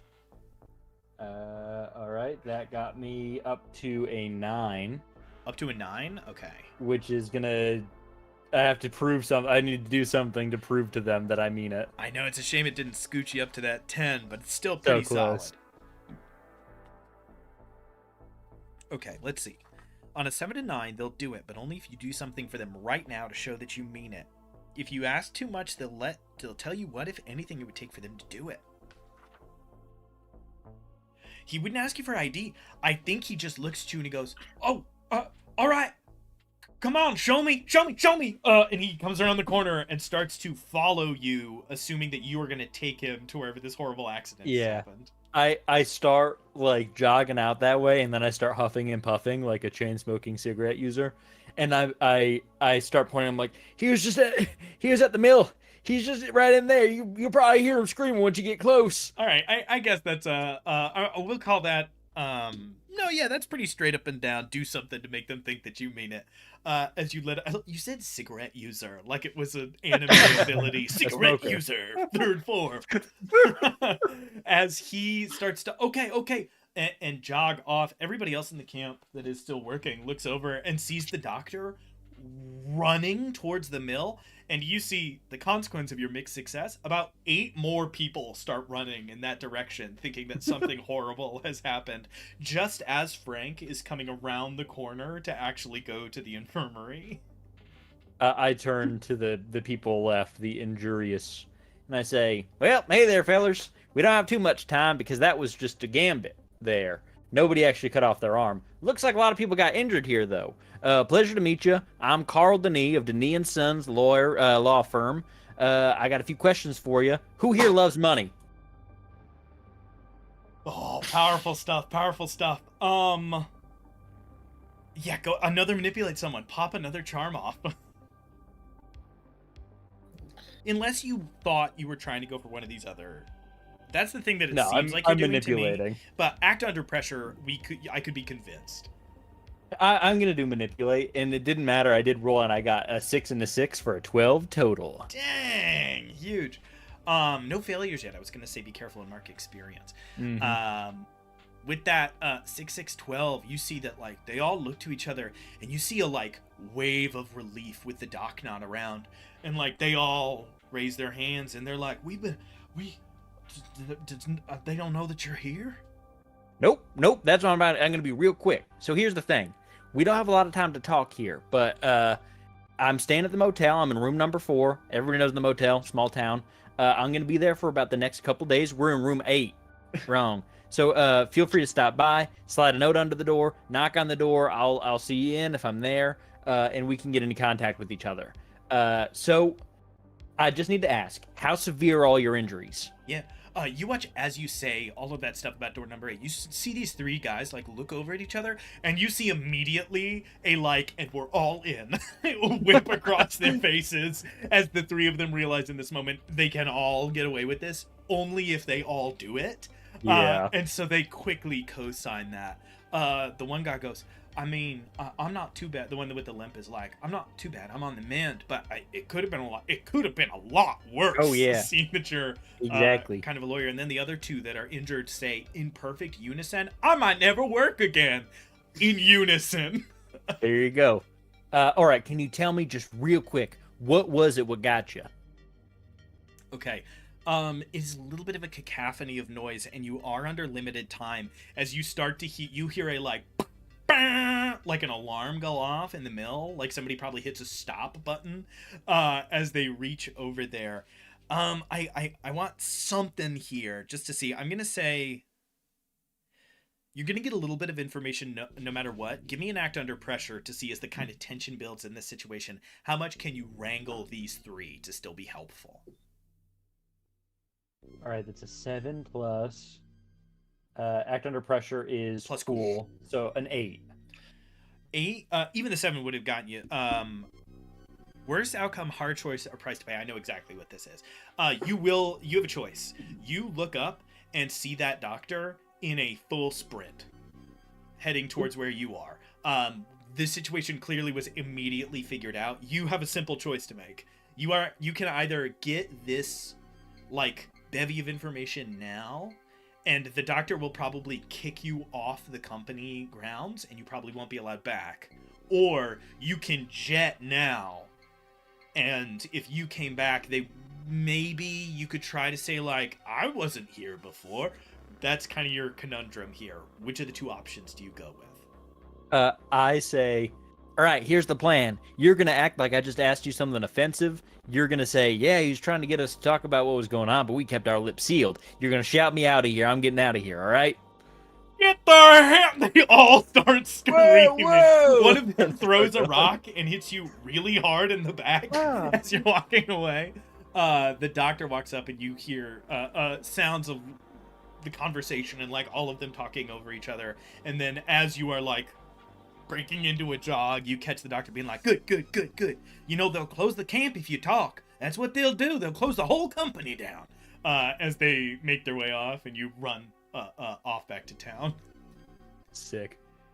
Frank, you're making your way around as you see like 6 people walking out of the mill, and you off in the distance see Carl sprinting into the woods like a cryptid, just full Sasquatching into the woods. Is there anything else on Frank's agenda while you guys are in the logging company right now? I guess I'll circle about. Can I get to the injured guys from here, like with the hubbub going? Or you can try as you. Oh, you know what? Now roll plus sharp. What am I talking about? They were trying to hide them from you. Yeah. You might not know they're there. Yeah, this would probably. I mean, I think. Yeah, some version of like read a bad situation. All right, and that was a 6 total. With the 6, mark experience. Well, Yeah, Carl's going. I guess I must better get going too. Yeah, it's just that they were trying to hide these guys from you, and they succeeded. You hear the commotion, but it's cut between 2 places. You peek your head back into the infirmary, and what you don't see, but the audience does, is as you make your way around to where they are, you get swapped, and you're like, frustration kind of overflowing in you. You can tell there's something going on. It's obvious that they're hiding something here, and you're just not able to pick up on it. You're going to have to just hope that Carl knows more than you do. As you poke around the corner, though, John Gads is still with you, and he walks up to you and he kind of pats you on the back and then like puts a hand on the front of your chest, and an envelope is in his hand as he does it, and he lets go and he goes, now that's just for all your trouble, you know, so that you don't have to waste your time in this town. I mean, I feel terrible about the whole affair. How about you take that, go back to the you said you're in the motel, go get your refund on the room and just head on back to the city. I'm so sorry this happened. As he leads you to the motorcycle. All right. Thank you. And if anyone else gets hurt or anything, just let me know. And I'm always here to help too if you need. Yeah, absolutely. And you know, if you ever need to call, you go right ahead. As you sort of great get on your motorcycle, this envelope you tuck in your bag. Do you know how to drive this motorcycle? In first gear. That's it. So at the 10 miles per at hour. the speed of smell, Frank, bing, out of the logging camp. You see the greasy rotund form of John Gads kind of shake his head with confusion on his face as he turns around. You gotta drive safely around here. Yep, for sure. What the heck? As he turns and goes back inside the office, thinking that he has just nailed this, that you are none the wiser, bribed and off in the weeds. I run out of the woods over to where Frank is peeling out. I'm like, hey! Perfect. Oh, The two of you hey, meet please up. drive this for me. Oh, yeah, for sure. I hop on. And he gave Instant us... third gear. Whoa! What you got there? I hold one hand back. Yeah, he gave us some extra funds, I guess. Ooh. I pop it open with that, like my mouth in my one hand, and I start counting the bills. What are we looking at here? I'm finding out really quick. Okay, so it's about $3.79 to the dollar and 86. So I think it wouldn't be like a huge bribe because he's basically just telling you to like go back to the city and go back to your job. I think there's like $60 in there. So like pretty penny. like $120, $180, enough to say, hey, go get your refund for your hotel. Go back to work. There was no one here. Not $5,000, but you also got the sense they weren't swimming in money anyways. If you go back tomorrow, maybe you'll get a thicker envelope. You don't know. This small town hush money is what he had in the safe at that moment. Yeah.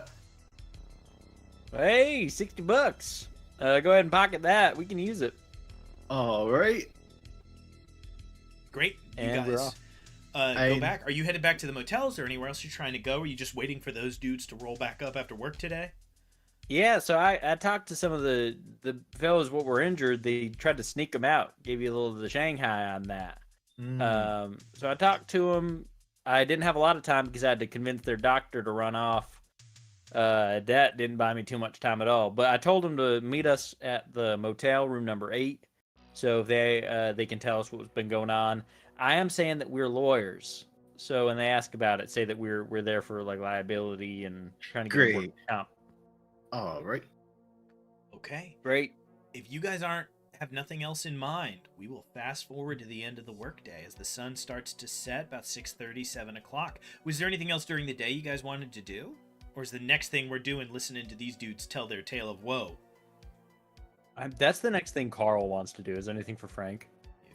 Yeah, well, I guess I'll... I maybe find... Is there another place where, like, maybe more critically injured people would be, too? If they had to From go the to the hospital. hospital, they would have been driven. They would have had to... Well, first of all, it would have been a, like, good 2-hour drive to the closest one. So... the only place, if somebody was in really dire straits, they might have gone to the nearest vet. That would have been illegal to do. So that would have been somebody basically being like, I will die if you take me to the hospital, take me to the vet, I will bribe him to do this, and take on the risk of me maybe dying. So that's the only other option you could have, is you could try to look up like a local veterinarian or something. But if they went to the hospital, they drove a long way to get there. You could probably get out there and get back as long as you tore ass. We also have the missing old man. Yeah. If we wanted to ask around about somebody who might have, gone out and not come back, we could ask about that. I'll try So to if draw you- a sketch of him. from what I Yeah, remember honestly, seeing. yeah. Huge. Yeah, that's a really good idea. But, act under Roll. pressure? Yeah, act under Or- pressure. Roll plus cool. I'm gonna give you a +1 because you have that vision crystal in your mind. Okay. So take a +1 on. This is where somebody should make like an artist monster of the week class, a painter of Ah. some sorts. Yeah. For those of you The who don't know, Impressionist. we have 3 playbooks. I have no idea how we're gonna publish those. You can get them somehow. We haven't really Sometime. figured out yet how to do that. What was the result of that roll? And that you said it was a +1? So Yeah, take a +1 because you have that vision so clear in your mind. 12 then. Whoa! Nice. Carl, you hear like the scratching of the pencil over in the corner. You see that on the desk in the room, there's one of those like mounted wooden pencil sharpeners. And Frank goes back a couple times and then turns and holds up a perfect Da Vinci-esque sketch of the old man from his vision. Like, you can see the pores. It is perfect. Frank, we could sell these. Yeah. Normally I draw like stick figures and stuff, but I think like the Green Knight himself was kind of like a very well schooled in the like the arts and all that, and kind of. You think Green Knight took over a little bit on that? Yeah. This year composure. That's cool.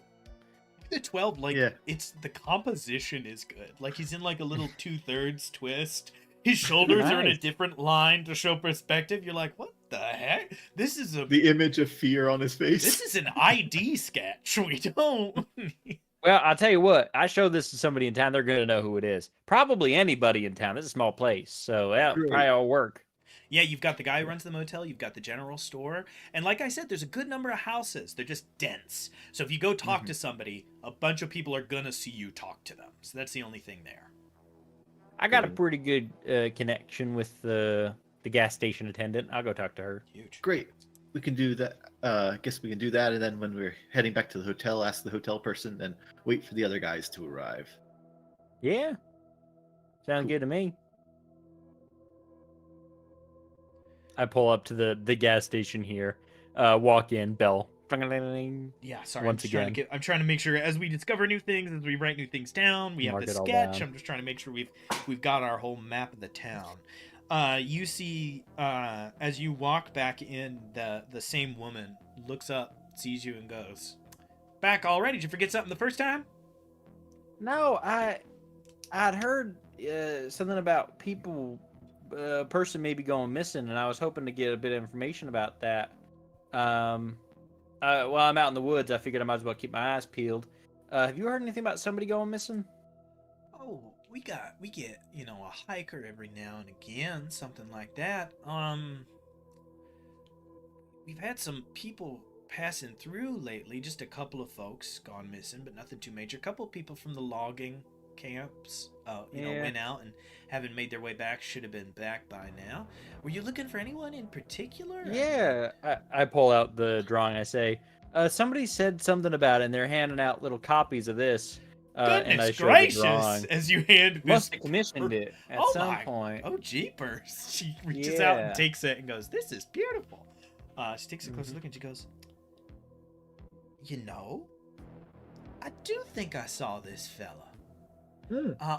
He wasn't local, which is why he stood out to me. I'll tell you, if somebody in 2 weeks comes and asks me about you, I'll remember you too. We don't get too many passers through around here. Yeah, older fella. He came up in a big old pickup truck. He said he was like a professional hunter. I chatted it up with him a little bit, but he was cagey as all nonsense. Wouldn't tell me his name, wouldn't tell me anything about where he was coming from. Kind of a rude old man, if I'm honest with you. But I saw him Terrible. driving up north through town. He was either going to the logging mill or, more likely, going to see Vermont's largest spoon, just 15 minutes north Probably. of town. You see a brochure for the spoon on her side. You get the sense she's probably paid to pitch it. She goes, I didn't catch the old man's name, but he definitely did pass through, and I'll tell you, that is a shocking likeness of him. That is just right on the head. That is wild. He looked. My memory might not have been so well jogged unless by something so clear. Yeah, I mean, hey, it works. So, how long was he in town for that you saw? He just drove through and then went off that away? You didn't stop back in any more times? No, it's good. It's just good. He was just. I wouldn't have been able to tell you if he weren't driving the pickup, but he had a great big bag with him. So it seemed like wherever he was going, he was staying there for a while. He had a couple of bags and a big old hard case in the back of his truck. So wherever he was going, he was staying there for a minute. You might, if you're staying at the motel now. A lot of people in this area can be a little private. James, the guy who runs the hotels, a little more private than most others, but if you can get it out of him, he probably knows. All right, cool. Not the friendliest fella. I'll be honest, it's not the friendliest town. But you know, we got nice people. Gotcha. All right. Well, I appreciate it. I'm gonna keep my eyes peeled for him. But I'll probably stop by again on the way out of town for some snacks for the woods. So I'll see you soon. Interesting. How old is Carl? 42. She goes, "You do that." As you turn and make your way back out to your motorcycle, you as you're walking about out are like, I think I may have sent the wrong message to that woman just wrong. now. Carl, I love my wife. The thought that this happens in every town, deeply good. As you head back and hop on the motorcycle, is there anything else wheeling in Carl's brain? Yeah, Frank, we're dealing with another monster hunter was on this. The one you saw terrified running through the woods was a hunter. Goodness, I guess definitely the mishaps of going out alone. Well, I'll tell you what, the hotelier, he hasn't seen me, so I might pull another little con. If he hasn't been giving you too much information, I might go the law enforcement route. Oh goodness, yeah. Just make sure to clear yourself. I'll grab some spray or something to make you smell less smoky then. Just you might want this on to rounds. There you go. Cool. I'm gonna walk in and deal with this here hotelier. Great. Absolutely. You make your way back around while I quickly check on something that is very relevant to the conversation you might have if you roll well. Got it. You turn the corner and open the door, and you sort of set eyes on this room for the first time. At this point in the day, sun is starting to get a little bit low. It's going to set soon. That means work call's coming, which means you're about to have probably 3 gentlemen to speak to here in a few moments. But you hear that same sound, TV, maybe a radio, going off in the distance. Quickly, as you walk in the door, it cuts out. And just a few minutes later, a man steps out around the side. Again, sort of patchy facial hair. Gentleman makes his way around and goes, "Hey there, he kind of reacts like he smells something, and you kind of like... As you walk in through the front door, he goes, "Hey, how's, do you need a room? You here to stay at the motel?" And he takes out his pen. His, he a little blinky, seems a little distracted, not quite matching the alert description that Frank gave you. Howdy, mister. No room for me. I'm with U.S. Fish and Wildlife. My name's Carl Denis. I am looking for this fella, and I pull out the super descript drawing, and I say one of our gracious, as he puts down and pulls it over. One of our profile drawers made that up, so I hope that's going to be good enough rendition. But we heard that he's been poaching around the area, so we're on the hunt for him. We rely on tips from citizens, so I'm hoping to get some info from you. All right. Strong initial pitch. I'll give you the option. Do you want to roll manipulate someone now, or do you want to go for a couple lines and see how the conversation goes to maybe get a +1 or maybe stay as you are? As a smoothie is delivered. It's an old pasta jar, if you're wondering. Oh, jar. Huge. Reuse. I hate bananas, but that's really good. Huh. Pro tip, if you run out of juice, just use another smoothie. Just double up. Yeah. And you're there. Honestly, kind of powerful. That's good. Woo.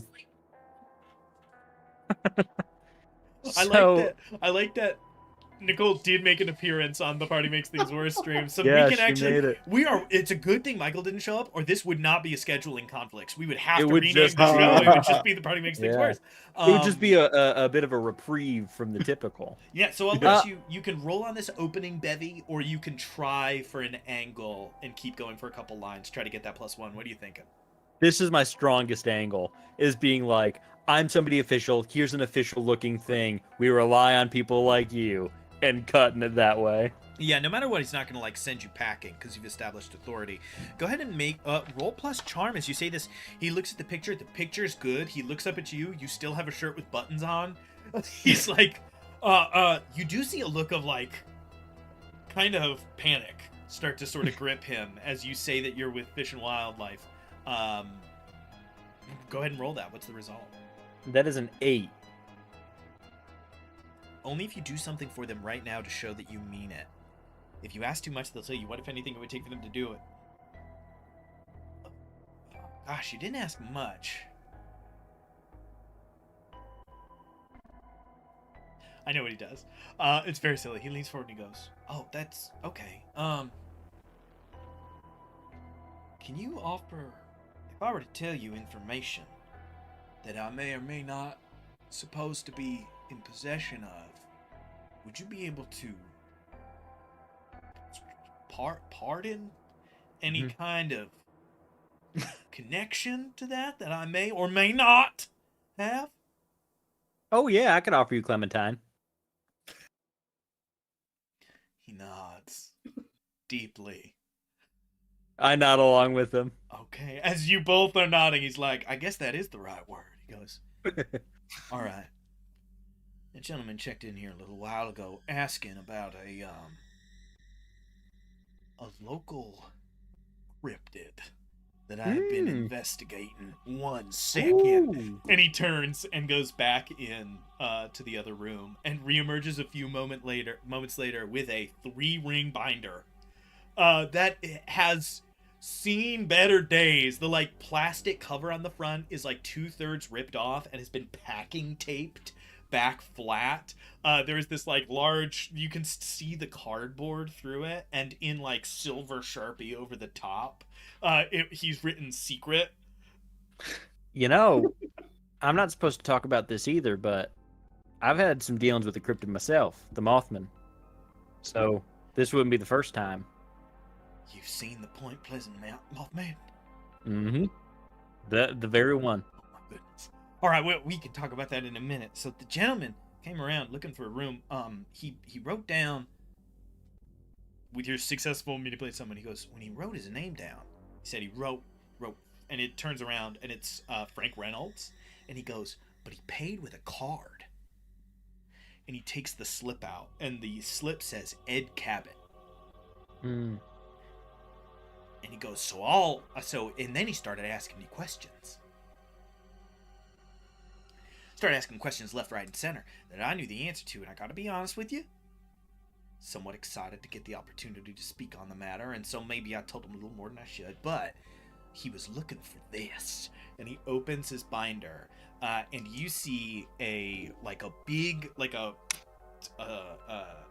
Polaroid of a huge print, like a giant paw print. Does Carl know anything about like outdoors stuff? Does he only hunt Mothman, or does he know about normal animals? That's the real question. He knows about normal animals. That's where he had the initial skills for hunting the Mothman. Yeah, he shows you this and it immediately strikes you. It's a bear paw. But in Vermont, there shouldn't be anything beyond, maybe like a pretty big black bear. This paw is gigantic. Huge. It is drastically huge. He goes, they call it, and you didn't hear this from me, they call it the Terry Brook Cave Bear. The Terry Brook Cave Bear. You ever heard that should certainly not be here. I can guarantee you that. You ever heard of a cave bear? And he starts to flip through more pages, and you quickly get the sense, and I will let you know this is true, there's only 1 or 2 ways to get this guy to talk, and one of them is to start talking about cryptids. He flips over a couple other pages, and he goes, they're these prehistoric bears, larger than anything you ever seen. And he's got like a newspaper cutout of a cave bear skeleton on display in a museum, and there's these like guys standing around it, and it is like 4 times taller than them, way above their shoulders, way up above their heads. Unfortunately, I don't have a good way to get this to the audience. I can send you guys a quick picture of what you're looking at, but we should keep the scene going while I look for it. Oh dang, yeah. You that notebook of yours, you got anything on typical weaknesses or something like that? Because if I had to guess, this Ed Cab and Frank Reynolds fella probably went out looking for the cave bear, doing a little bit of hunting. He probably got himself caught. And if I'm going to go out there after him, I'm going to need to know how to get it myself. He goes, well, that's kind of just the thing. I mean, with something like this, I mean, its weakness is the weakness of any normal bear, which is not much. Yep. He kind of flips you through a few more pictures. You basically get like this loose rundown of some of what they are, some of what you would expect. He talks about bears in general, the ways that you can kind of protect yourself if you find yourself up against one, and a couple of pictures of in a very similar avenue to the like normal way that you would deal with something like this. He gives a lot of tips in the next few minutes about how to avoid bears, and then ends with their biggest weakness is when they want to come get you, they're gonna go up to slam down on you. And he shows you a couple of pictures of the ways that people in like prehistoric times we think would hunt them, which is that you like stick a stick into the ground and point it up so that the weight of the bear impales it, because you won't be strong enough, but the bear's gonna be heavy enough. Carl looks back at the brochures and sees the big spoon and nods. Nods knowingly. I know what I need to do. Okay. Yeah. This conversation kind of keeps going for just a little bit as he sort of chats out the last couple of details. My only question is, do you cut him off at some point? He doesn't know much more of use other than what you've given.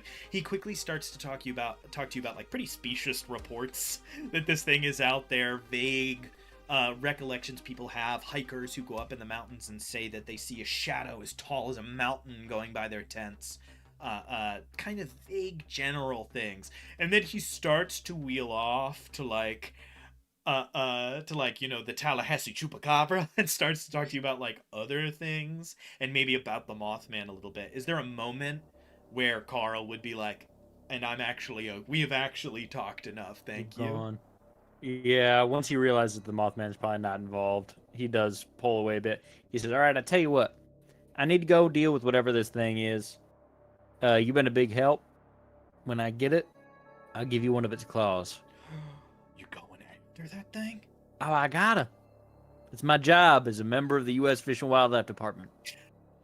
Y'all, he looks around, and with a look of excitement, I posted the picture, that you've just never seen before, he goes, "Yo, cryptids in the fishing wild, in the hunting and wildlife." They're messing with the fish and wildlife, am I right? I tell you what, you drop off an application anytime, I'll sign it right on the dotted line. And he like taps the top of the countertop. A look of pure excitement. And as you hear that sound off in the distance, you hear whatever radio he was listening to click back on. It occurs to you it is like a ham radio. Yeah. I listen in to see what line he's on.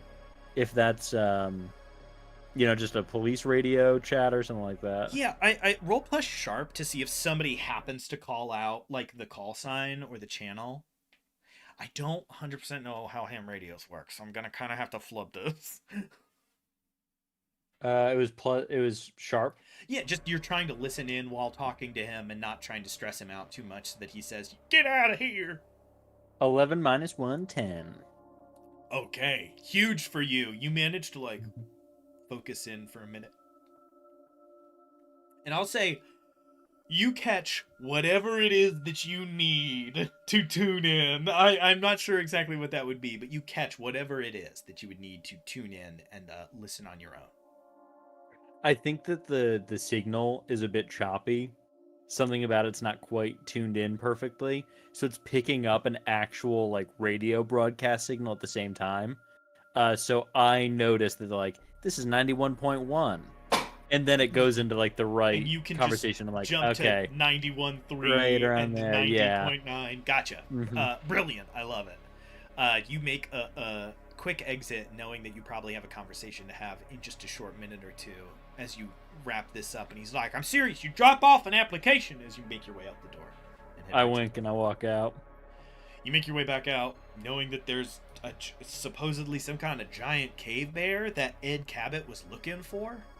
Frank, it's a big bear. It's like the biggest bear you ever seen in your life. Goodness. Almost unbearable to deal with, but gotta. Hilarious.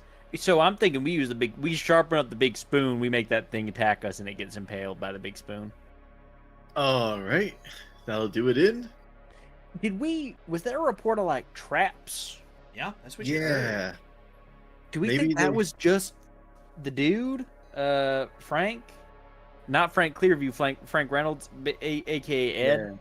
Do we think Could have Ed been. was just leaving traps for this bear, and they happened to get some people? Yeah, He had a well, big bag. It was probably Mhm. full of trap stuff.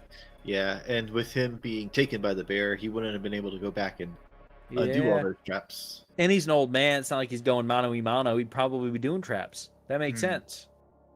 All right, cool. I was worried we were dealing with some sort of like were creature that was putting down traps and then killing people as well. So, fingers crossed it was Ed leaving some traps. Weird. Yeah. Who would do that? So, let's go to the room, spruce up a little bit. Alright. Be stupid. Sounds You come out good. the room, open the door, and shut it behind you. You guys both dress up as lawyerly as you can manage. Do any new pieces to the disguise come out of one of the saddlebags of the motorcycle, or is it just? I'll be more medical focused, like have like some scrubs, I guess. Love that. I take off one of the saddlebags, and there's a little like detachable handle clip on it, and it makes it look like it's a briefcase. And I set that down. I love this. This is so funny. You have this fake briefcase. You walk back out with it. The two of you. This gambit works all the time because if there's one of these monsters around, someone gets hurt. You pretend to be Yeah. a civil suit lawyer, and you're in. Who loves money? The Works answer every is time. How many real billboards is Carl paying for so that he can so that this gambit works when people try to look him up? There's a big He one in actually San took the bar Francisco. exam. Carl is a lawyer. People don't know that about him. He's going to take Mothman to court. Carl has to take fake calls and be like, "Oh, I'm sorry, we're booked." Oh, sorry. I know a good person though, and I send them to somebody else. I do get commissions on. Ah. All right. That's how I support with this lifestyle. As you both sort of re-equip here, it is not that much later before you hear a knock at the door. You open it and you see a big, like a big station wagon and a pretty annoyed-looking woman with kind of like large curly hair listening to the radio in the car as these three gentlemen are waiting outside. Clearly, none of them able to drive in their current conditions. Somebody had to give them a ride and then sit outside of the motel for however long you're about to talk. So the radio is loudly playing whatever station Carl was just catching the edge of. So it is like 91.1 and I don't know. It's 86, running up that hill, as they make their way inside. Howdy. Do you welcome them in or do you talk to them out on the porch? Yeah. I pull him in. Okay, they make their way inside, closing behind you. The one with the cast kind of awkwardly lowers himself onto the couch. The one with the limp does much of the same as the one with the arm in a sling, kind of stands over to the side, and they go, "All right, we covered the tracks good. They think that you tried to talk to us and that we ran you off. So, what? So you think we can get a settlement out of this?" I can guarantee you get a settlement out of this. The question's always going to be, am I going to be the right lawyer to pursue those charges with you? And if after this conversation, either I or you feel like I might not be the best representation, then I've got some recommendations for you. You can always take them up, and they'll pursue that litigation. But I promise you, you can get paid for this. All right, yeah. And they kind of look around at each other, and they're nodding. Yeah. Great. And And I can point take at my associate here.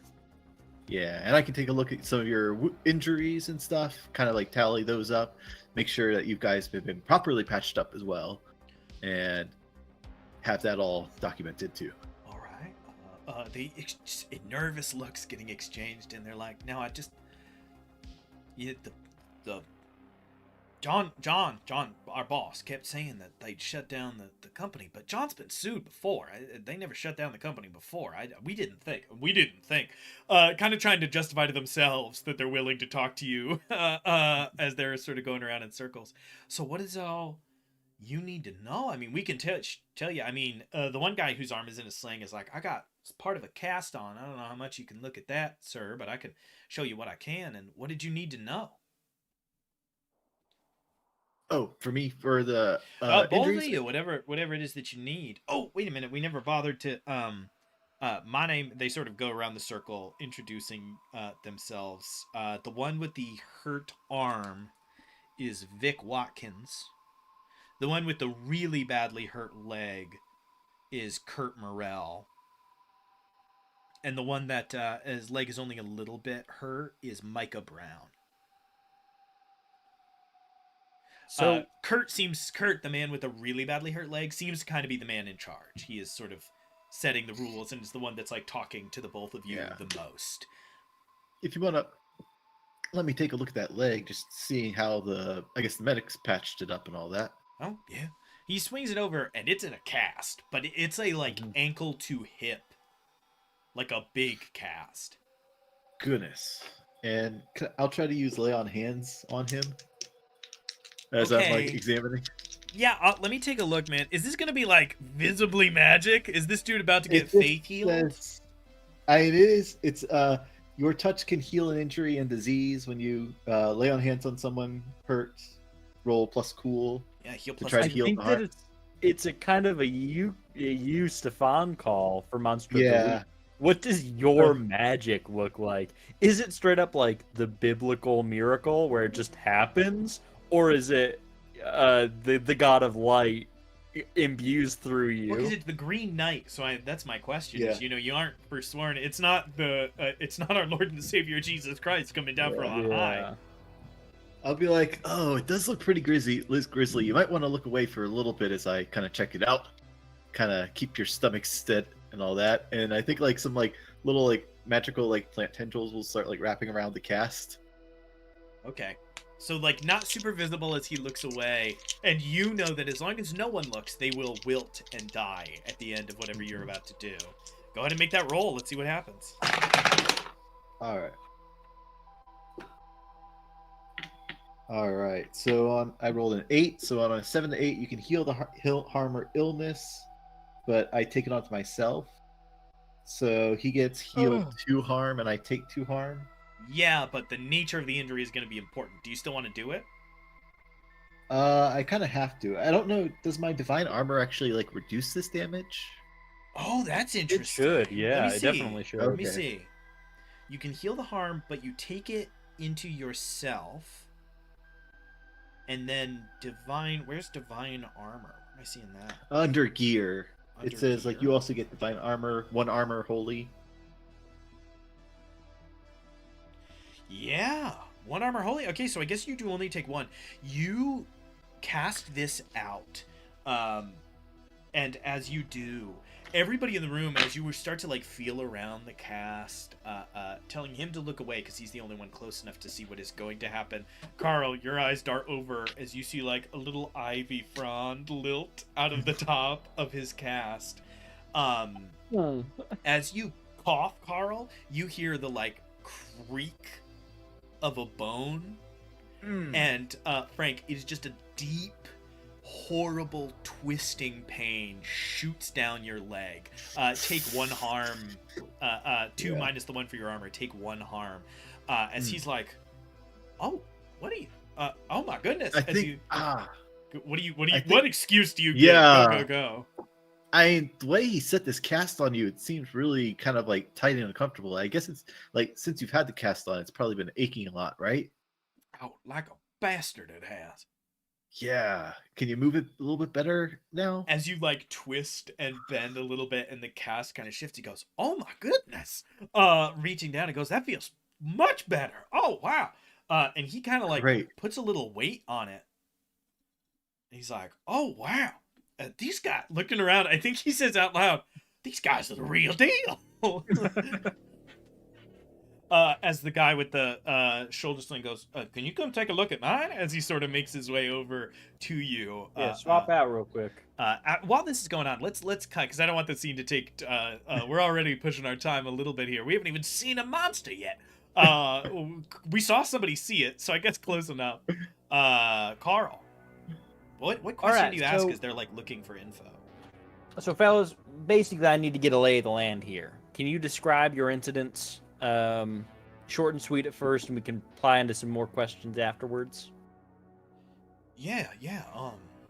The one that the gentleman getting his leg fixed, Kurt Morrell, is the first to speak. He says, while sort of getting attended to before the healing takes place, he goes, "Well, we were part of a big logging crew. There was about 15 of us, but you split out in smaller groups, looking for trees that are marked that come down good and won't cause too much of a ruckus. We try not to disturb the forest too much."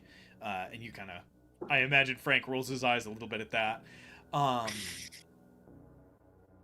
We were making our way through, and I don't know who would have done it. I don't know why.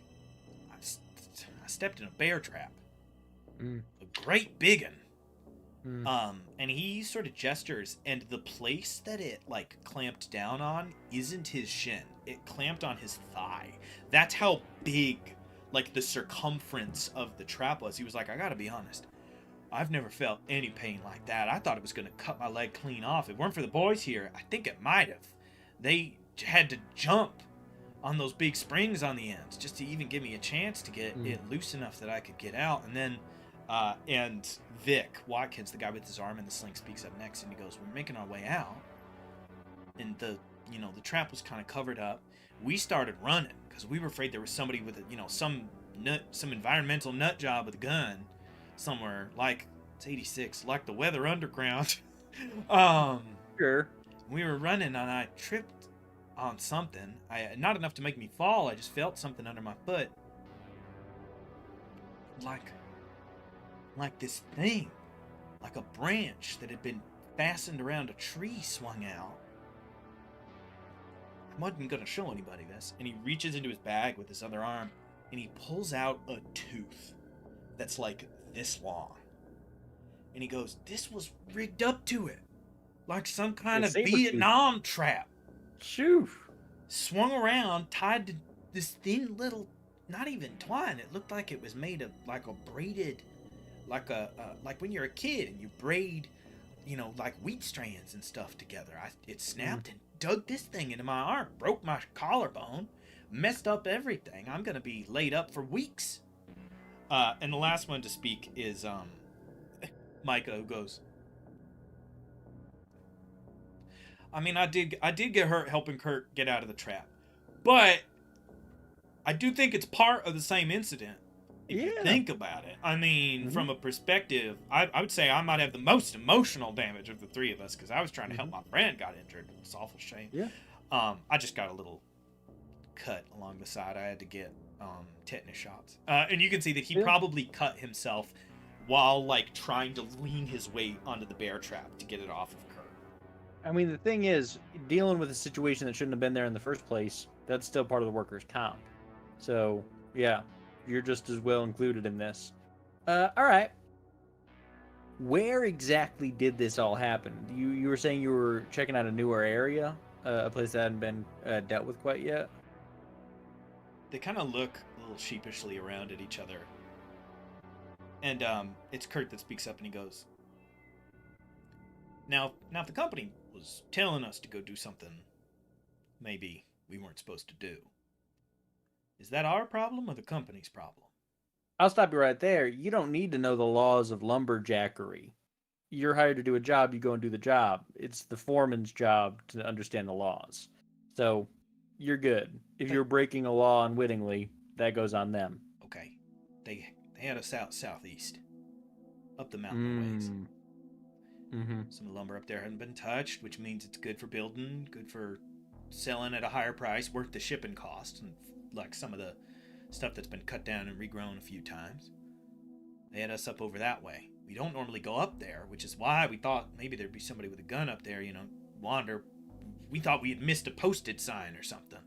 Gotten up on somebody's property who's crazy enough to set bear traps and crazy stick traps and whatnot. Yeah, I mean, you know what? I'll tell you, it sounds to me like the foreman and the owner should have gone and cleared out that land themselves, made sure that it was all clear, and then sent you. They're at fault on several counts. So you guys they are all kind of look around, nodding at each other. Right about now is when that leg healing happens, and Vic Watkins makes his way over to you, the two switching position. As the conversation can continue as much as you want it to, as this sort of continues. I think the only thing I have left. Do you know what happened to the traps that were set there? Did they ever send somebody to clear them out, or did they just say, "Wash our hands of this, we're walking away"? They tried to get us to walk back with some people after we were healed enough to move, and we said no. I'm not going I'm never going near that side of the mountain. Mm-hmm. Not after that. I can't imagine what kind of crazy son of a bitch is up there. But, I mean, the only thing we do, and again, Vic kind of goes, and he hands you this, like, giant tooth. And he goes, this was part of it. Yeah. Yeah, I'll hold on to this. I'll see if I can get a beat on it. If you got a map, you got a road map or something? Yeah. I go to a brochure that's got the angle to the spoon. There's a little road map. And I assume there's some other stuff. It's like a big star. Spoon here. Wide enough, and it goes to a couple of towns. And you're just lucky enough that one of the towns it goes to is east of the mountain. And so it does have that. And he's like, it's not exactly topographic, but... And he takes the pencil off the desk. Looks and sees the sketch of Ed and goes, Jesus. As he sees the sketch of the old man. And then walks over and kind of... They kind of converse a little bit. And they draw kind of a circle. And they go somewhere in there, and they gesture it over to you, and they go, by the way, you gotta check out the spoon. Yeah, Just I mean, on I your think way out. It's huge. I thought they were and the guy goes, I thought they were fucking with us.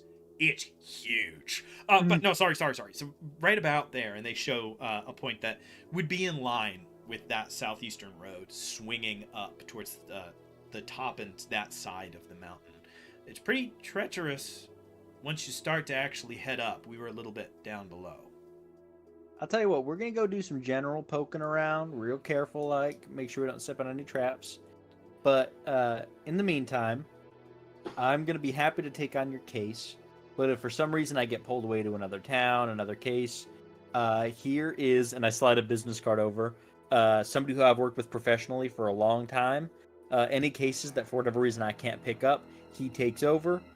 So feel free to call them if I don't get back to you in the next couple of days with more findings. Yeah. They'll be able to help you out. They one of them reaches out, definitely Kurt again, reaches out and takes the card. You see, absent-mindedly, you all kind of look around, hoping that nobody notices. Kurt absent-mindedly takes the card and is putting all his weight on his legs like normal. He doesn't seem to have noticed that his leg is not broken anymore, as he is just standing fully normally. And he's like, yeah, absolutely, totally. And he takes his wallet out and sticks it in the wallet, and then shifts his weight back onto the wall. And you're like, whew. All right, fellas. Well, I'll tell you what. We got a little bit of work to do on our end. We'll be in touch. Use that number if you need it. Keep it on the hush-hush around the campground while you're getting more care done. And, you're looking at a pretty good payday. All right. And they kind of all nod in unison, looking around at each other. You have anything for him? I guess just be careful, kind of like rest well, eat some good meals as you heal up and all that, and drink plenty of water. Yeah. I'm going to give you just the choice. You healed the most injured members of these three. You do have this other guy that walked over to you. Do you, attend to his wounds, or do you risk more harm to help him as well? I think It's I just might your call. try to... It's just when he comes over, do you, examine a little bit and then send him on his way, or do you want to try to do this again? I might try to heal his arm again too, just in case, because it seems like with that kind of seeing that big tooth in him, just in case he's got some sort of disease or something that's Sure. in the festering in there. Yeah, go for that roll. Okay. Am I This is a burn a good luck first point? thing. Gonna burn a luck? Great. Yeah. Just thinking about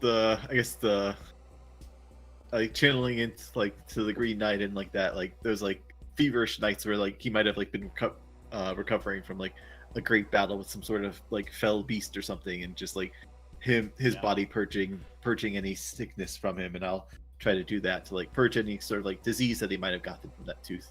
Yeah, I mean, that's an automatic 12. So I think that is represented, one, by that, and then two, Carl, what do you do to distract them as you see Frank focus, and you know that whatever little bit of magic he's about to do is going to be pretty noticeable? How do you need to just grab their attention for a second so that he can do whatever he's about to do? I pull out an envelope of cash, and I say, you know what? I don't feel right keeping this because, the manager, the foreman, the John. owner, yeah, they tried to bribe us off, and I'm not going to be using this money because it feels wrong. But they injured you. It's going to be a little while for your payout. As you take say this. money, the one guy's head turns just in time for you to see light, like, ooh, as like ivy and leaves start to sprout out. Yeah, you hand over this like $60, and that fades as his arm. Frank, you see this like black smoke lift up off his arm and drift up to the ceiling like smoke, and then just kind of like dissipate. Well, fellas, I'll see you soon. They make their way out to the car. You hear a little as the door opens. You hear, "Are you done?" As he holds up the envelope as they walk out the door, thinking they've already got a little green in the bank. They make their way out to whoever's van that is and start to drive off down the road. As the door shuts, the two of you are finally left alone. A bunch of new information to go around. All right. So that was cursed. Whatever trap that was. The shoulder was just like sort of a smaller injury, right? That was from the trap. So that wasn't. Or the shoulder was from the tooth. Oh, from the tooth. Right? Yes. Yeah. The bear trap itself was normal. 2 leg injuries, one very bad, one minor. The minor one was from trying to help get the bear trap off. Shoulder wound from that wooden trap with that tooth on the end. I'm going to. I pull out like a journal and a bunch of regents, and I start doing little tests on this tooth. Plus weird. I'm like, I bet you. Plus sharp. What are we doing? Is this magic? Weird. Is this? This is magic. Huge. As that happens, though, a point of luck was burned, and it happens again. Frank, you're looking out the front window in front of you, towards where they are, and you can see the woods peeling up the mountain. And again, your eyes just drift up. And you see impossibly far, like you have binocular vision. A shifting in the trees. And the voice of the Green Knight enters your mind, which is, of course, in my mind, the voice of the Green Knight from the movie The Green Knight. A voice I cannot do. A voice I cannot do. So in this very deep, rumbly voice that I am not equipped to give you with my brassy tenor tones over here, you hear, "A guardian of the forest has been disturbed. You cannot hurt it in your defense of these people. One hair, and we will have words. And your instruction is to not hurt the guardian of the forest, whatever that is."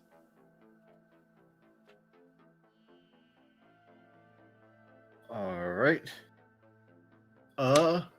Carl?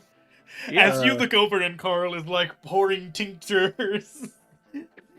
He has gold. He is like a little golden bar and a tuning fork and boing, like over the space. C minor. Yeah, do that scene and then let me know what the weird roll is as this plays out. All right. Seems like, I guess, just got orders about not even touching a hair on the guardian of the forest. So there's got to be some other way of placating this thing, I guess, and getting it back into some sort of like hibernation or slumber. Yeah, I mean, I'll tell you what, I'm not too worried about it. I think that we're getting turned around and jangled about. I bet you this right here, and I like shave off another piece of it. I bet you this is a claw of the Mothman. I think there's probably guardian beast of the woods who's keeping the Mothman at bay, and really the big cave bear's our ally. Frank, you're looking down at a big tooth. That's just this is obvious. A claw. This is the Mothman's talons. Well known, moths have talons. Everybody knows that. And I'm gonna prove it right now. All right. And I use magic. Yeah, roll plus weird. I got an 8. So I get 1 effect and 1 glitch. Love that. I mean, effect-wise, I'm looking down the list here.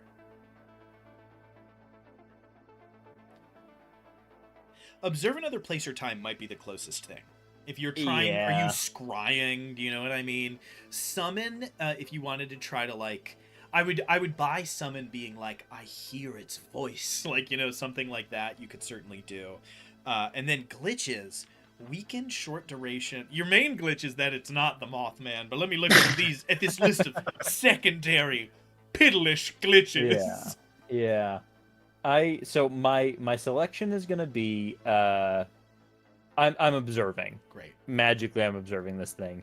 And the glitch I'm gonna pick is the magic draws immediate unwelcome attention. You get to decide what that means. I was about to say, it says the keeper will decide what effect the glitch has. I love that. Great. And But I that say, doesn't mean and you behold, the Mothman. So what does this look like as you and this is a hilarious thing for Carl to do. So for those of you who don't know, scry is it occurs to me that I need to be a good communicator as well as this. Scry is a Dungeons and Dragons spell as well as a figure of myth where you basically, using a piece of someone's hair, a locket, or some dirt from the ground, you look across space at another location far away. And so from this tooth, you could look to wherever the tooth is, off in the distance, right? Wherever it came from, whatever made the trap, maybe, if you're lucky, and you rolled kind of good, so you know you're going to be lucky. The glitch of the unwelcome attention, I already have a concept for here. But so what does it look like? Do you see, is it a vision? Is it just that is it like divining bones? Do you know what is happening there, but you don't necessarily like see it? What does this look like for Carl? So Carl takes 2 shavings of this talon of Mothman, and he grinds one of them up in one of those stones and things. He takes that, puts it into unpurified spring water in a bottle, shakes it up, pours that into a bowl, grinds up another section of it, takes rolling paper, his Marlboro, unrolls it, drops it in that, folds it up, lights it up, pours the water out, smokes one, and blows it into the pool of water. But it's like a sacrifice of tobacco, a pinch of salt. This is so good. And the pool of water starts to ripple, and then an image starts to crystallize. You see something. It's kind of a swiveling camera motion, Carl. You kind of have to guide it to the extent that you can, but it was only a mixed success. And you see high up in a tree, like dug into the side, deeply sallowed cheeks, gaunt. This is something that like a corpse that's died of exposure 2 times over. The skin has that like bloated black, purple, red to it, but the like slackening of the muscle isn't there.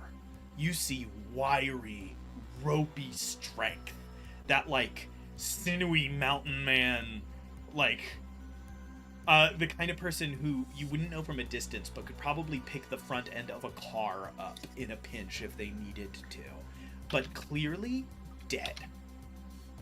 Hair like bramble, stuck, matted with blood and fur and stuck to the sides of their head, mouth a little open. All of their teeth are sharp, but they don't look like they grew sharp teeth. It looks like they've chipped their teeth to points with like a rock or something. And it's almost hard to tell because of how decrepit they are. It looks like the drawing of Ed Cabot. Halfway up a tree. And as the camera pivots around the back of him, you can see that slung over one of his shoulders is a trap, like a big bear trap that he has chained over, like, to his own back. And then on his side, you see one of those teeth in like a bandolier, almost like a sling, made of knotted together grass. And he's covered in other little bits of weapons and stuff. And as the camera pans, you see the back of the motel. And you know you're seeing this now. Oh, shit. And the tooth in front of you, you see, just like that trail of black smoke you saw before, another little cloud of it. like a These things are wisp, cursed. swings out through the bathroom and out through the window. What the hell is he putting in these damn teeth? All right, you see this too, right? He's right out You both there. see it. It's in the bowl. Yeah. Yeah. Okay. Do you think he'll kind of calm down for a talk, maybe? As the truck pulls off, the vision in the bowl, he darts to another tree, following the van What the as fuck? it goes down the road. All right, I think he's probably not gonna want to talk, and I feel like we can't kill him with the big spoon so easy. All right. Maybe you can use the spoon like a trebuchet, send him far away. We'd have to lure him out there. We'd have to do something with it. I think we need to go. It's kind of Schrodinger's Follow spoon him. right now. I can't tell if I regret the spoon or not. I'm gonna find out at some point. I think let's run out there. Our best bet's gonna be to follow him while the trail's hot, right? Yeah. See if we can get him. Right. What Hopefully do we he's think is not gonna still hurt him? He's got negative energy imbued in these items, but that's not, Yeah. the positive stuff, Yeah. holy stuff. Let's just take a moment here. Remember the game we're playing. Remember the genre. We're in Monster of the Week. Let's stop for a second. Right? You all know something about what it means to hunt a monster. You can tell a couple of things. What are the most obvious? Take Occam's razor to this problem. He attacked them once, and this tooth left that smoke in his shoulder. And now he isn't following you guys. As the van pulls out, like I said, he starts to dart off and follow the van. You know you have at least until they get what they're going. What would Carl and Frank do to try to A, do you care about protecting these random people? It seems like probably yes, but B, how would these two characters approach that? Can we 'Cause try to like? I get if the he's feeling hunting that them- having a long conversation about what might be going on is probably not the. I'm not No. getting that impression from Carl and Frank, so I want to Mhm. reattune us a little bit in this moment. let's maybe go follow them, see if we can divert his attention, perhaps. All right, I, let's to the- ride. all right. Let's Grabbing ride. the helmet. As you guys like slam open the door, Frank sticks a helmet on. Carl, no helmet, probably doesn't own one. Gets on No. this motorcycle, and you guys start to like down the road. Cigarette heading out still after lit. this. On a motorcycle, no helmet, no windshield, just. It's blowing directly into Frank's face. Putting the mask down. Just Yeah, the right side of Frank's mask is a completely different color than the left side because of this situation happening all the time. As the motorcycle starts to tear off down the road, you can have half of a conversation. What snippet of that do we catch as you are trying to basically ride down this car? I'm gonna tweak the music up a little bit because our tension is building. yeah. He seemed kind of normal but terrified when he was like trying to hunt this beast, I guess, but he like I don't know if maybe he ran into one of his own traps and was cursed, or like maybe like attacking the beast itself caused him to get cursed and stuff, but My money would be on he was attacking the beast. Beast got him somehow, and after killing it, the guardian of the forest needed something to go do some deeds outside of its grounds, its haven in the old woods, and so used this minion. I guess I don't even know what to call it. A minion to go out and start. It's a Killing small the- yellow man wearing overalls. He has Banana. metal goggles on. Sent him out to do, to try and preempt them hunting down. Hmm. All the guardian knows is these three showed up in the woods at the same time as him, so it's probably just trying to preempt. So maybe, yeah. this is raised by the guardian's magic, something like that. What do we know that might be able to hurt it? He looks dead, that's for Yeah. sure. So things that typically harm undead, we got like stakes in the heart. We got sunlight typically, but we've what time is it? Right now, the sun had to set for them to be done with work. It's probably like 7:30, 8 o'clock at night as you're running Yeah. off into the night. Sunlight, I think maybe. what we can do. I've you got don't, my Go ahead. Sorry. I've got my silver trident in the guitar case at least. Silver always helps. Oh, Silver's right. always a good I move. forgot Trident you're a hilarious. divine. Yeah, for sure. Okay, go ahead, and you don't need to be poking around in a dirty castle to do it. I think somebody's got to roll investigate a mystery. My sharp is -1. So Mine I think is a 0. okay. So I think what's I gonna rolled happen right now weird. is Carl roll to help, roll plus cool to help Frank. You had this vision. I'm gonna say that's gotta be a +1 forward. That's what weird is for. Let's see if we can get that up to a +2 so that Frank is basically rolling with a pretty good stat. I got a 9 with a +1 forward. You So expose I yourself. grant them +1, but I'm exposed. You're writing down, and you are going back. You're saying everything that you can remember, Carl. You're saying every detail as Frank is kind of trying to think about everything they remember. Frank is a divine.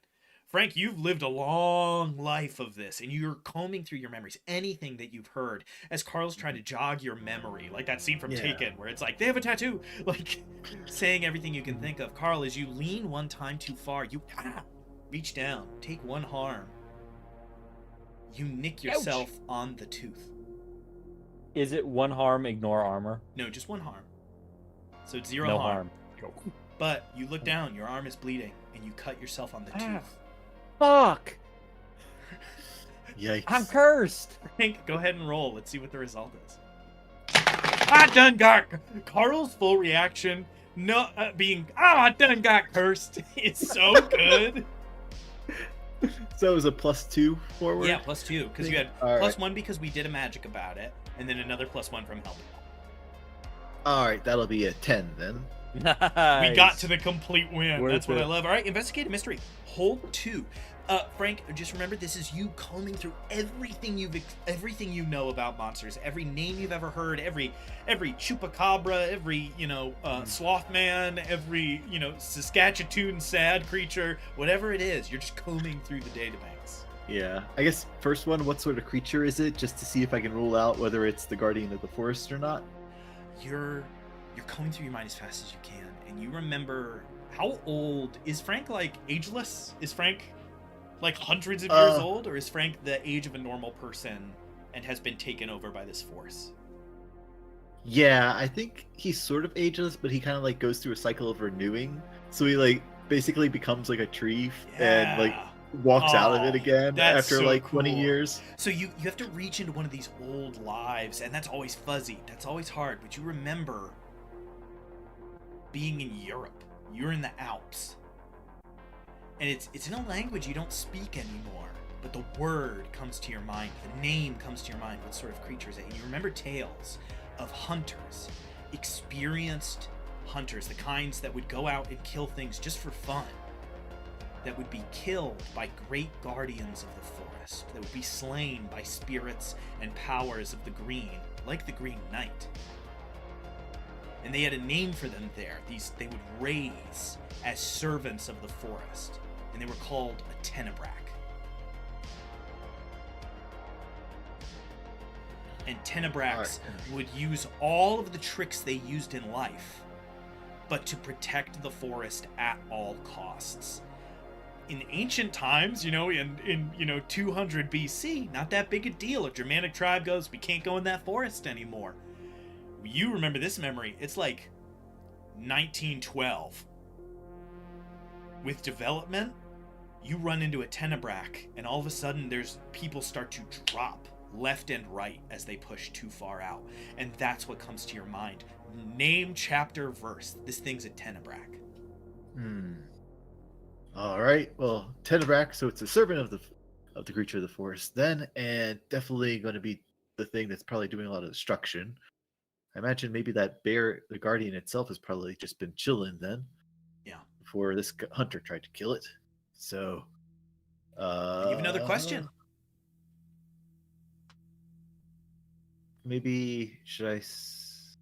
Yeah, it's up to you. We've got what happened did it here. What can it do? What can hurt it? Where did it go? What was What it going can to do? hurt What it? is being We gotta concealed? know. Yeah, I can always try to banish it if we get to it, but I don't know. I guess knowing how to hurt it fully would probably be handy too. Then, yeah, So you go with what can hurt it. sure. That day in the Alps, in that past time, you didn't have to deal with it then.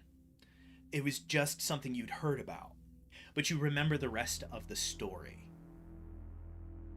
The people that were there, I just realized I said like 1912. It was probably World War I. You hear these tales, basically a trench pushed too far out into its territory. And so they were constantly being waylaid by this creature. And you remember speaking to this older guy who had retired from the battlefield, gotten hurt. And he had said they had shot it many times. These were soldiers. They would shoot at it when they saw it. And they remember nailing it a couple times. Wounds that would have killed it. A couple times remembering it falling out of trees in the distance, this dark shape. And it would just come back and come back. And then you remember the end of that story. 3 members of the platoon deserted to go out in the woods and track it down to wherever it would nest. None of those 3 men came back, but neither did the Tenebrae. It seems like you can kill it as much as you want. You have to kill it where it's from. You have to go to its lair and kill it there. And that's the only way these things stay down. And the last time you heard that story, 3 guys who went did not come back. All right. Well, hopefully that number you gave them, maybe it'll be enough of a claim suit that they can shut down the lumbering system around here. Oh yeah, it's gonna shut them down. That I promise you that. I shook my head no because I didn't want them to feel bad about it. They're not recovering. Carl's like, yeah, oh, I that would be lied. good one step. Yeah. Yeah. They're done. So I think Great. that'll basically solve that issue. Yeah, But- if we can stop it from killing them now and then go, we have the vision of, and general idea of where he, like, I guess, died and became, maybe set up his nest. So, deal with them we here, definitely deal know. with them there. All right. Yeah, down in the old growth where you had the trap set. We got a mark right here. I reach into my bag and I pull out the little pamphlet. Yeah. And I put it back in. And you see this circle, and sure enough, it occurs to you it's like up against this old growth part of the forest. You know that somewhere near there, and then you remember your vision. It sounds about right. You might have to search for a while, but that seems like where you're headed. First thing we got to do though, save these 3 from getting instantly killed by this beast. So we're gonna follow real close. It's gonna jump out. We're gonna kill them. They're gonna get real confused. We gotta save these 3 as you're bouncing down the road on a motorcycle. This is their incredibly case. heavy metal. I love it. Yeah, we need them alive too for that case to be pushed so that this place can get shut down as well. If the bureaucracy's gonna save the day, we need to keep these 3 alive. I don't know what song we hear, what song we can afford for the pilot for this TV show, but we get our first action scene with too much music because every pilot for a TV show has too much music in it, and we see this motorcycle hunting rifle in a long band, in like a long sheath on the side, gunning down the road. Guitar case. The guitar case is like transparent for a minute. We see a silver trident inside as you are following behind the van. And every now and again, Carl and Frank, off your vision to the left-hand side of the road, you'll see the top of a tree whip as if moved in a way that it shouldn't be. As whatever that thing is whoop, jumping from tree to tree. Following the van pretty close. What's the are you gonna like ride with them to where they're going, get out and be like, get inside? Like, what's the plan? How are you gonna try to help these fools? You already got marked by its tooth. Maybe can you wave your hand at it or something? I think now that the curse is broken, it's kind of a crapshoot. On the one hand, if they peel off and it sees that I'm hit by this thing, maybe it comes after me instead. Maybe it knows that it doesn't have this curse active anymore, so if it loses sight of the truck, it's not going to be able to find them anymore. So it's sort of it depends on how intelligent it is. if it knows this is its last chance to find these 3 because it's broken the curse, the tracking curse, I'm assuming, is what I'm looking at here, then it's gonna chase after them. But if it's not very intelligent, it'll stick with me. Given our intel, knowing it uses the abilities of the thing before, and it's setting up traps, it's probably going to try and follow the truck regardless.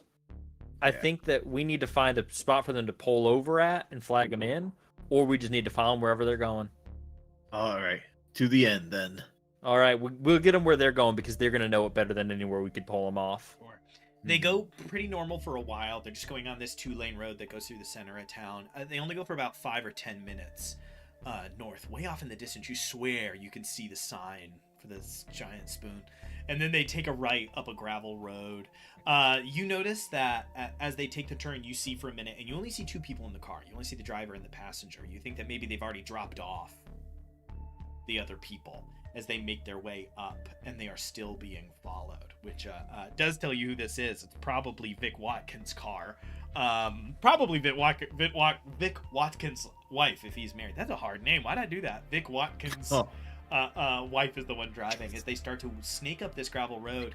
Eventually, you start to see, looking forward because you're on a motorcycle, the face of somebody like checking their rear view. And you see basically a conversation starting to break out. It's like, there's a motorcycle following us.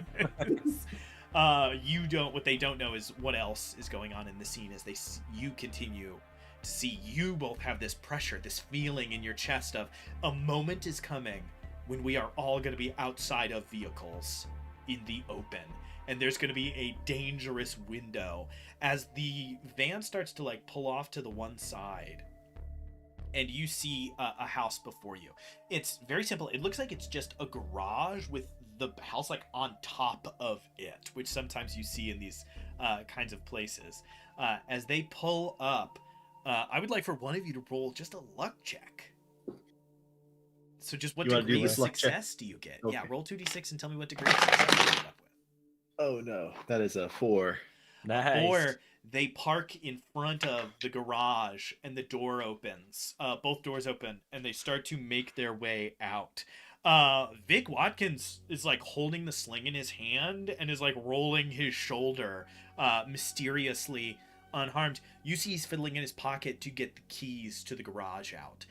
They don't have a push door. They don't have any way to open it from inside the van. As they both look out, Vic looks back and waves to you on the motorcycle, a super confused look on his face. Get inside! It's the goddamn eco-terrorists! They're coming! Get in! Roll to manipulate someone. It's the goddamn eco-terrorists. He sees... I want to be clear. This man looks and he sees who he believes to be his attorney on a motorcycle with a large man riding on the back with a gun in a holster on the side. I got a 7 plus 0, so 7. Mixed success. Yeah, if you have a safe room in that house, it'd be a good place to go right now. Anywhere. I think that he looks around and goes, "Oh, where are they coming from?" And you see he's distracted. You're gonna have to give him something to look at for him to move, because for right now he's looking around. He's like too distracted by thinking about where they're coming from to just go inside. I look back at the tree line to see if it's swaying still. One by one. I said, fucking trees! You see it's They're getting like close. tree huggers! He goes, what? Looks up. Oh, fuck! Turns and starts to fumble for the keys as he goes for the garage door. You don't see another door. Assumably there are stairs in the garage that lead up to this second floor kind of house. As he's like fumbling for the keys and his wife is like, open the door! Starts to like pulling on the bottom as you have this realization. What did the two of you do? Pulling out, I guess, opening up the guitar case, grabbing the silver pole out of it, hitting it on the ground, and like the other two parts of the trident just goes. Chink. You sort of hear just, like, from over at the garage. What kind of lawyer are they? As this like spear opens up against the ground, you look around. What are you about to say, Spencer? I pull out my hunting rifle from the sheath over there. I pull the bolt and I say, "Full service." And I get ready to shoot. You both pause for a moment, looking around. The trees aren't moving. You have this moment. The two of you kind of leaning back. What did the two of you do? You hear the fumbling of keys. You hear a key slot into the lock and start to turn. But you know this thing is on the ground. What did the two of you do? Whoever wants to go first. We're in loose combat. It's Monster of the Week. I look for the biggest open space within like quick distance. Yeah, looking around trying to find a good option for that. I think for the most part, you're acting under pressure. I would take read a bad situation if you wanted to go that way to learn a lot about the situation, but it feels mostly like you're acting under pressure, trying to calmly look for an open space to turn and run to instead of just shooting into the woods and trying to wing this thing wherever it is. I got a 9. I'm not gonna burn luck. Yeah, no, Nine's good enough. it's not that bad. Worst outcome, hard choice, or price to pay. You sprint forward, you look over to the side, and you see a little clearing off on one of the patches, and some lumber stacked up on the side. It seems to be what is hopefully going to be a woodshed maybe in a couple of weeks, but it's not one yet. But they already cleared the land. As you run over that way, just a moment too late, you put your weight down, look down just in time to see that there is, you have no idea how this happened so quickly, there is a thread that you barely couldn't see. Your foot steps on it and you hear, and you look and see a log swinging down on a rope towards you. You have a moment to react, just because it's worst outcome, hard choice, or price to pay. You're not in harm territory yet, but you have to do something. What do you do is you turn just in time to see this swinging towards you. Carl sees it and he feels like he doesn't have any way out, so he jumps into the air like you're instructed to when you're getting hit by a car, so you don't go under it and anything else. So he jumps up and takes it in the side. Yeah, absolutely. I think that's great. I don't think there's much to roll here, so here's what I'm gonna say. I'm gonna have you take less harm. Trap is supposed to do 3 harm, but in this case it'll only do 2, reduced by 1 by your armor to 1. As you you get fly off. Frank, as you look up, you see Carl like fly 15 feet and land on the ground. Whoa there, that's a jump. I do reduce it again. For my second level, I did safety first for jury rigged for 1+ armor. Hell yeah! That's 2. As you fall, thankfully you have this like thick motorcycle jacket on, and so any of the road rash wouldn't have hurt you. And those armored pads, they're in the forearms. You took it perfect. Your bones are a little achy, but it's no harm just yet. And you hemmed and hawed at my 3 harm trap.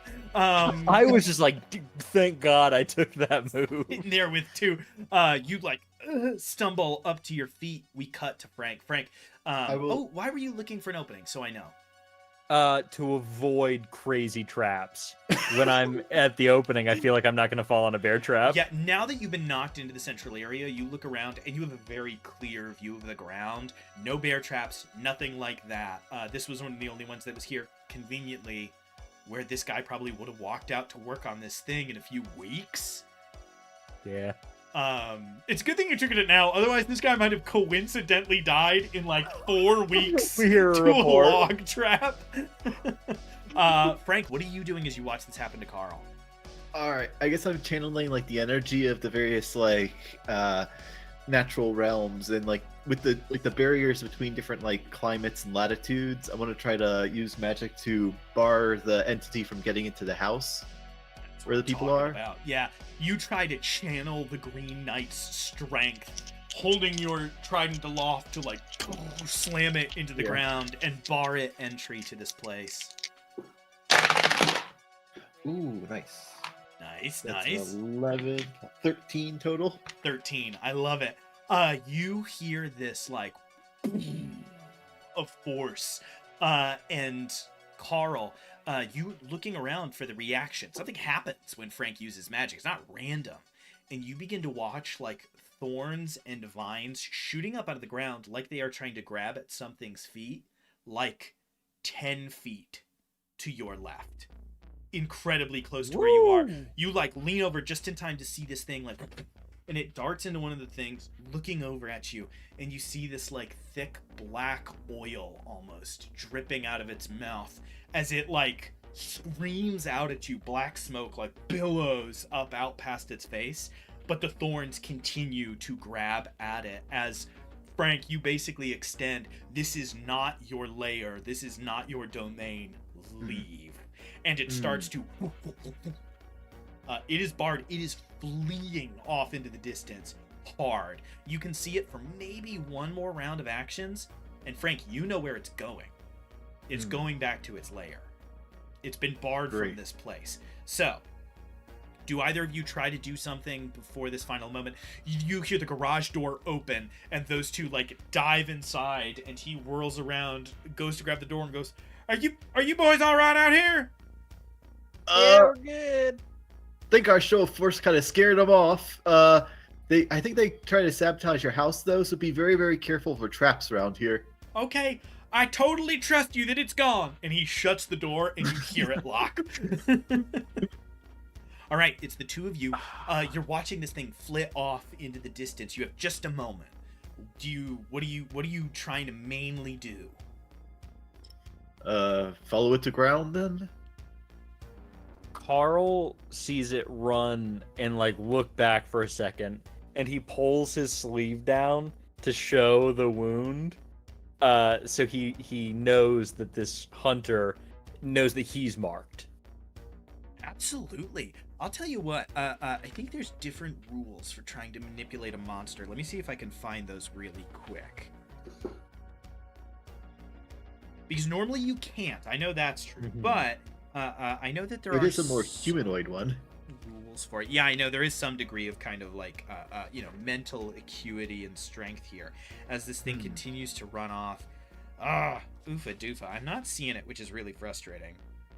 Yeah, the aim here for Carl is going to be when we get to his land, he doesn't just ignore us. He will go, "Oh, one of my marked." You know what? You're basically just saying, I will take all danger onto myself, so I don't... Yeah, screw the roll. You basically just like, "Hey, idiot!" and hold your arm up. And you watch as it makes eye contact, like a plume of that smoke fires up out, and it does burn a little. You can feel this like awful acidic feeling as the both of you hop on the motorcycle and kick it on and start to tear down the road. Thank goodness that's what you went with. We've only got 17 minutes. As the motorcycle kicks up dust, you whip down that gravel road, blast through town. You give one last wistful look back at Vermont's largest spoon as you continue. Damn it! No! As you continue. If we get separated in there, we meet back up at the spoon. We go back to the spoon. Gravel being kicked up behind you, you tear through town at a truly just impossible speed. You're going like 100 miles an hour through the middle of this sleepy town. You hear from inside the motel, you don't. We as the audience hear like, "Bleh," as James is about to take a drink of a cup of coffee and hears outside and spills his coffee. And you guys start to tear ass up that southeastern road that you know leads up, looking at this terrible back of a pamphlet map, trying to figure out where to go, just looking at other towns. You guys continue to like wend your way through. Carl, you're the one riding the bike. Absolutely act under pressure as you are trying to, at the speed of sound, get to where you're going. That's 7. I'm gonna burn a luck. You don't want the worst outcome, hard choice, or price to pay? No, not on this approach. I want to get there as quick as we can. You know, in the like off-road race car racing events, where there's one person with a map in the passenger seat, and the driver's like, "Left turn, right turn, straight, left." That's what we're doing here. Yeah. Like, left. You want me, like, before you burn the luck, should I try to do the help action, or is it too late to do that? What did you get it's on all the right. die? Huh? I got a 6 on the die, 7 total. So you wouldn't be able to move him up. Okay. Yeah, that is one of the great things about Monster of the Week is you know those ranges, right? If he's only at a 7, Yeah. +1 isn't really going to be much assistance. No as- advanced skills yet either. Yeah, as you channel, let me take a peek here. If I need to do anything for your luck at this very odd moment. You find a dangerous lead on your prey. Okay, great. I see the right path. As you start to tear down the road, getting these instructions, there's also, we have a rule in this game. Anytime you get a complete success on a motorcycle, you start to tear across. You make your way over. You see off in the distance a clearing, not like fully as if it's been totally cleared, but you see where grass was brought down, and you see treads like from the kinds of like not tractor, but the kind of like lifts and stuff they use for logging. You start to tear around down to this illegal logging site, moving through. You see the bear trap off in the distance. You know you can't get any further, and so you do the Akira slide and then get off the motor. Anytime you critically succeed on that, you get to do the Akira slide. That's the rules. This balding bumpkin hitting the Akira slide is hilarious. And then you both hop off the motorcycle, and you know you are right where they were attacked. You see a huge bear trap still snapped off in the distance. You see that wooden arm, and you see where the ropes have been cut and are dangling free, where they cut the tooth out of it so that they could bring it with them as evidence of whatever the hell it is that happened here, because the 600-pound bear trap was not an option. Yeah. All right. I mean, our best bet's gonna be not to run into the woods willy-nilly, and hope it is hungry enough to come after me. Yeah. So do we have to like go deeper into its nest, or is this close enough? Our intel's pretty shoddy. There's a Yeah. chance we fight it here and it dies for good. There's a chance there's another spot that's more specific. Well, yeah. I guess if it gets down I guess from the previous one of my memories and stuff in the tales, it's like if it gets down and then gets back up, it's not in its nest. If it's down, And it I will guess go it's deeper. down. We'll All fight this right. thing as many times as it takes, going Great. deeper and deeper each time. Okay. You guys are on, you're on the outskirts, and this thing was pissed when these guys were here. You don't know how far you're going, but you do know that you rolled a full success on your check to get here. So you can't be that far as you run off into the woods, heading out, moving. I love the thought that because we're playing Monster of the Week, which is meant to be TV, it's perfectly valid for me to be like, look down at the time slot and look forward. Because sometimes you're watching and you're like, I wonder if they're going to get to the monster today. And you pause and press play just that you can see how much time is left on the episode. 4 minutes, maybe. Maybe. And you guys start to just sprint off into the distance, knowing the motorcycle kind of won't be able to make it through this passage. Frank, stand right behind me. Put your feet right where my feet go. All right. Will do. You guys are kind of hopping through, making your way across. I'll ask how you know this thing lays traps. You know you're headed to its lair. How are you trying to protect yourself? I can sort of sweep with my my trident to try to like snag anything that in the ground maybe. Great, that's what Frank's doing. Carl, what are you doing? Same time, because I don't think either of you wants to get killed by a log trap. Carl isn't protecting himself. He's more protecting Frank.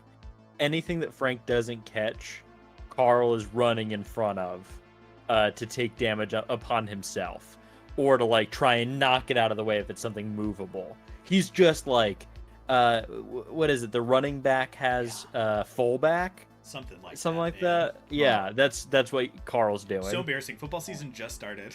Wow. Absolute jabronis. Both of you roll plus tough.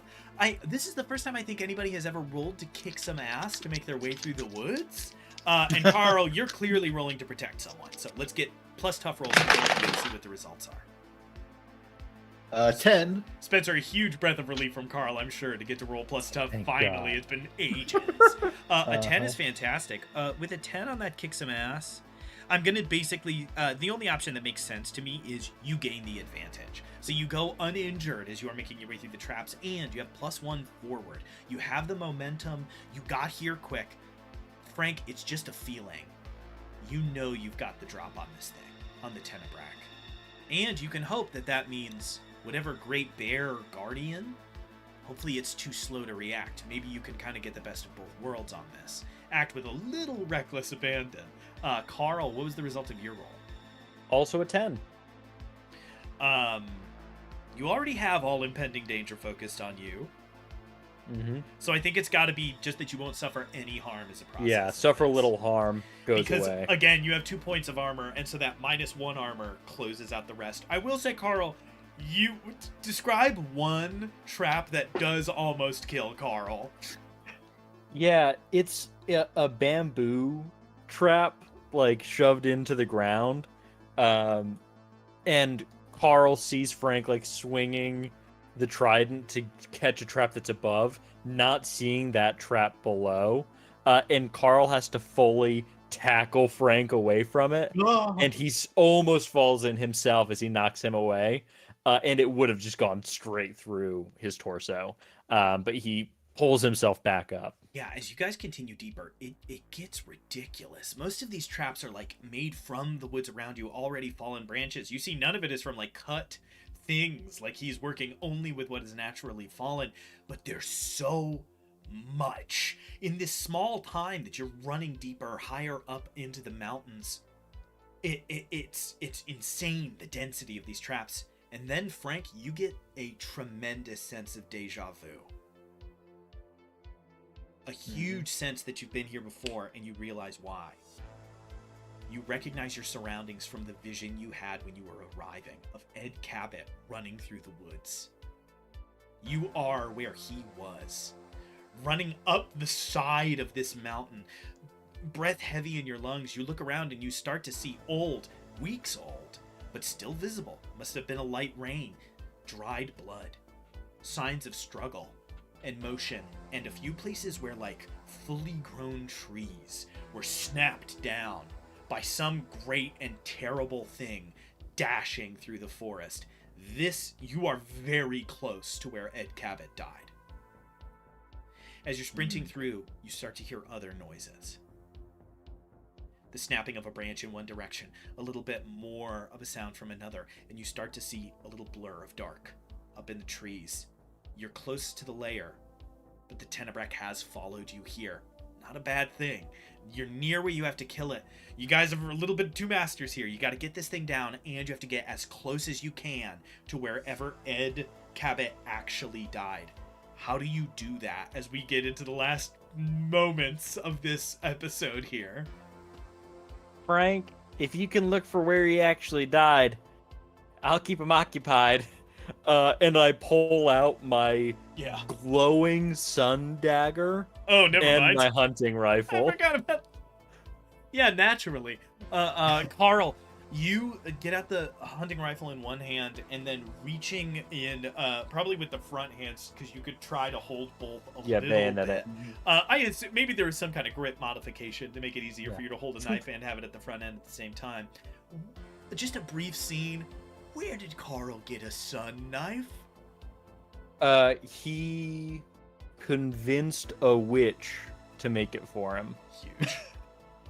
He thought that given the Mothman's proclivity for following light as a moth, a dagger like this, if the Mothman was there, he'd lure him in and get him. Huge. Carl's deep hate for the Mothman brings me so much joy.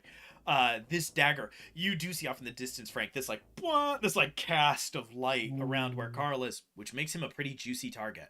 Carl, it sounds like, going off of the light, going off of the situation, I can't tell if you are using magic or kicking ass. Which is it? From this point on, it's going to be kicking some ass. Right? He's just trying to draw attention right now, so that's not necessarily kick some ass. That's manipulate or act under pressure. But after this very moment, it's going to be kick some ass. Okay, so I know how we'll narrate that, because I do think that is what makes the most sense. We're just going to tag over to Frank for a minute. Frank, Carl has called out that you're supposed to find this thing. You have this sense of deja vu. You know you're close. What do you do to try to sort of get to where this thing died, to where Ed died? I guess maybe like tapping into that vision, he was like terrified about to die and stuff, and just sort of like kind of see where the like that survival instinct would take him to like flee for his like final moments before the beast got him. So kind of a counterintuitive, Frank, you start to like purposefully hyperventilate. You start to take these very shallow and quick breaths as you look around, standing in the footprints Ed was in. You look around trying to remember. You saw him fall on his back. You're looking around. Roll either investigate a mystery or read a bad situation. I think read a bad situation has some pretty key triggers here, but is plus sharp.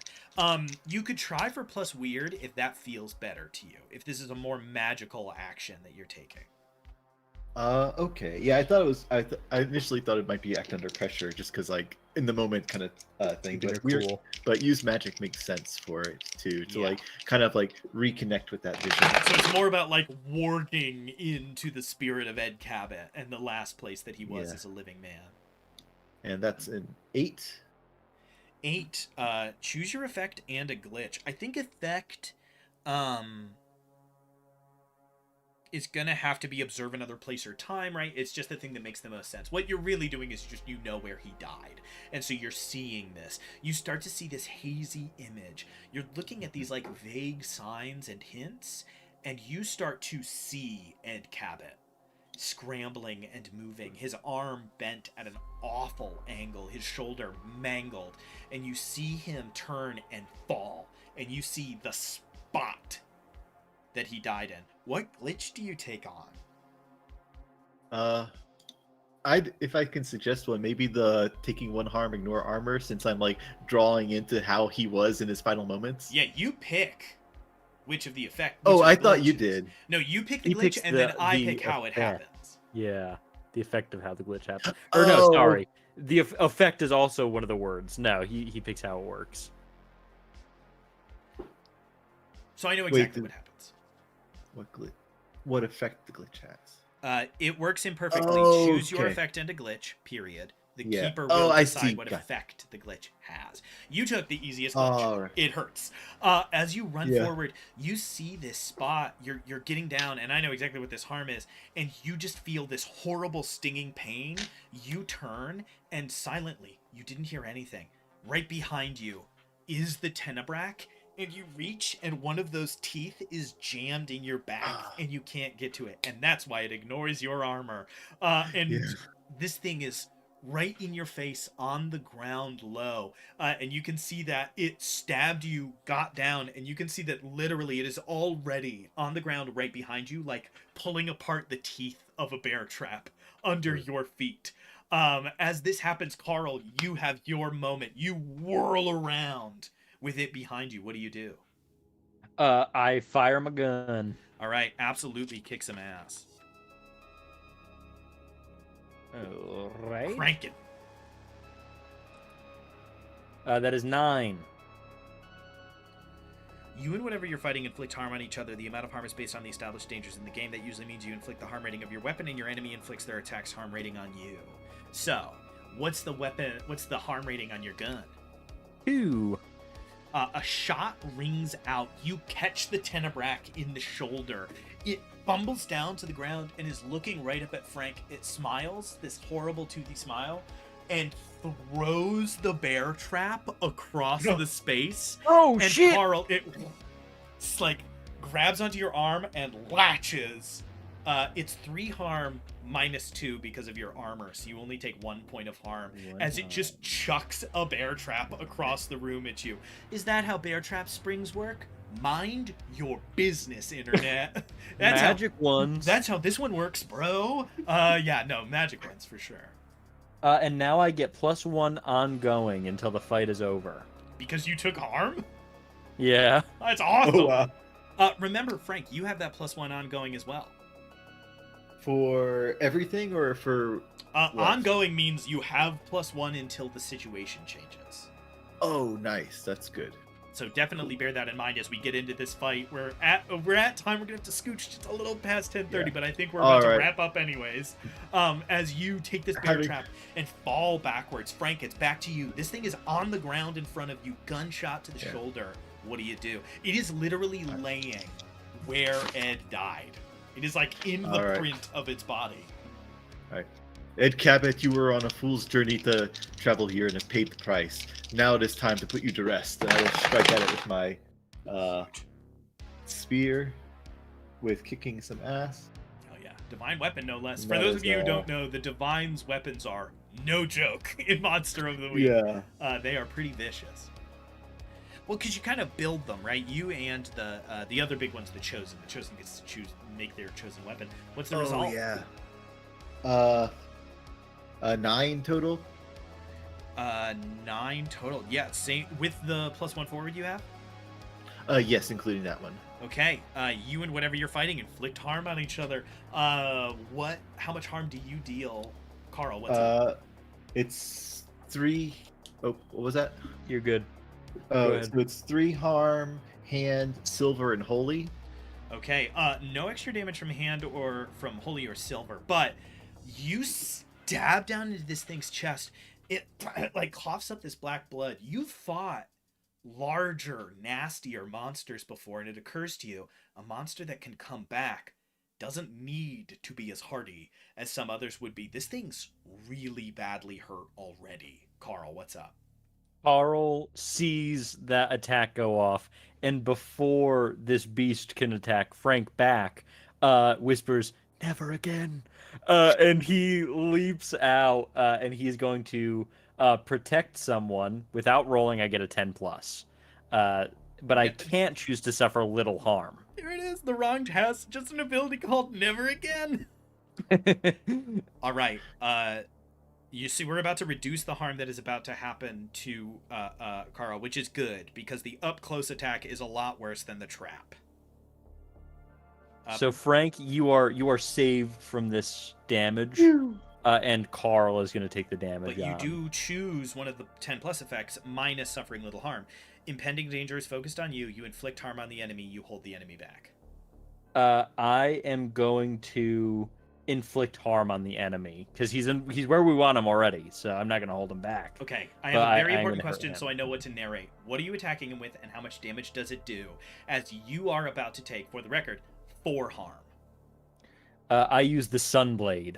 Huge. So, I'm gonna just 2 tell harm. you, how much damage did the Sunblade do? 2 harm. Describe it. This thing is down on the ground. It is going to rear up, and it pulls another of these teeth. They look like they must be from this guardian or whatever. It gifts teeth. You don't know what that is. It is going to like bury it in Carl's chest or shoulder. I think it's going to be 4 harm reduced to 2, so it's not going to be that bad. Factor that in. What does it look like as you put the Tenebrac down? Very similar to how Carl tackled Frank out in the woods against that one trap. He shoves him out of the way, catches that in the ribs, and is going to take 2 harm. That really goes through this coat, and then whips the blade down into the neck of the Tenebrac, and it sticks. The light dims as it enters, but you can see like the veins and the tendons through that light, and then he pulls it back out. You see this pulse of this radiance flow through Ed Cabot's neck, and he takes a breath. His lungs fill, and his skin, still sallow, still pale, still awful, gets like rosy and pink for just a second, and then the color drains again, and normal blood billows out as he like grabs the front of your jacket and looks up into the distance and like spills out the front. And Ed Cabot dies a mortal man in this moment, dead as he should have been the first time, as you put down the Tenebrac. As you both stand up, catching your breath, nursing this wound, you hear the distant rumble. Not a roar of something about to charge, but a warning that you are close to where you ought not be. And from there, we cut to just a little montage. Mm-hmm. We get back to town, we get back to the hotel room, you both taking a load off. We cut again to John Gads in handcuffs, getting led to a squad car like, I didn't do nothing! Being like lowered down in as Kurt Morrell, we see him a couple of days in the future, holding the card for that other lawyer, shrugs and picks up the phone and he lives in the mountains of Vermont, so it is still a rotary phone. As he goes to make a call, we cut to a few other scenes. I'm gonna ask. I have one for Carl because you burned a luck. Frank, what little scene do we see as Frank bids a fond farewell to Whitmer, Vermont? I guess just trying to find a couple of seeds and stuff from perhaps like the debris of the torn down trees that might have come from the old growth. Yeah. And bring those back to the that area to try to like place those in some of those areas. Yeah, you find some of the lumber that was cleared. And in amongst it, you're looking, you can feel there's something there. And you like spread two of these things and you reach down and pick up whatever seed pod would be relevant to the mountains of Vermont. Maybe Stefan knows. You pick up something relevant, something that would make a lot of sense to find up there. Probably an acorn or something, or a pine cone of sorts. There we go. And you see one trapped between wood, and it's this moment of, again, this blending between you and your past selves and the Green Knight, as you pluck a couple that fell between things that are where they shouldn't be, and you take that long hike up the road. One last look through this old forest, which now you know it's going to be pretty well protected. You doxed the lumber company, and they are going to be shut down for a while. The little economic rumble on the road is headed to this place, but the money will spread around. A large legal thing was won. New businesses will open. Maybe some new tourist traps. You plant a couple of those The biggest things. fork. And as you look up, you see a moment in a story that is not your own. You see the Green Knight in the far distance and a just massive silhouette of something. And the Green Knight like gives a deep bow, and this large thing extends a paw and does the same as you see some treaty, some reaction to what you've done play out. And we cut to Carl. Carl, you're on your way out, and you hear a voice ring out from the motel office you just left. After cashing out for the room, James yells out, "Oh, wait, I had something I want to show you." Do you go back in? Yeah. James goes, "You just mentioned it the other day, and I was out on the ham radio." And he pulls up a news article and like a handwritten note, and he goes, "My friend saw it, I didn't, but..." And he tosses it over to you and slides this newspaper across from you, and you see where somewhere, where would it be? Where is Carl from? Carl is from Tennessee. You see somewhere in Tennessee, a church steeple collapsed. A couple of people died. And 1 week before, a strange creature was seen with great black wings and bright red eyes. A Mothman sighting right outside your back door. That son of a bitch is rubbing it in. I say that out loud. I pull out the tooth that stabbed me in the rib. I put it on the table, and I say, "That's for you." And I go get on the motorcycle. You grab the newspaper to check the town as you get on the motorcycle and tear off. As Frank, you were talking to the main road, you like jump over, and you two off down the road to another adventure. Thank you for tuning in to Scheduling Conflicts. We just played a little game of Monster of the Week. The Tenebrack is a small preview at an upcoming TTRP Guy project. I was very excited to pull from that and use that here. That was really fun. You can catch 3 streams from our channel mainly. On Sundays, you can catch Game Master, Masters of Games, where we are going to keep trying to beat the DLC for Elden Ring Shadows of the Erd Tree. We've reached the final boss, and boy howdy is it a toughin'.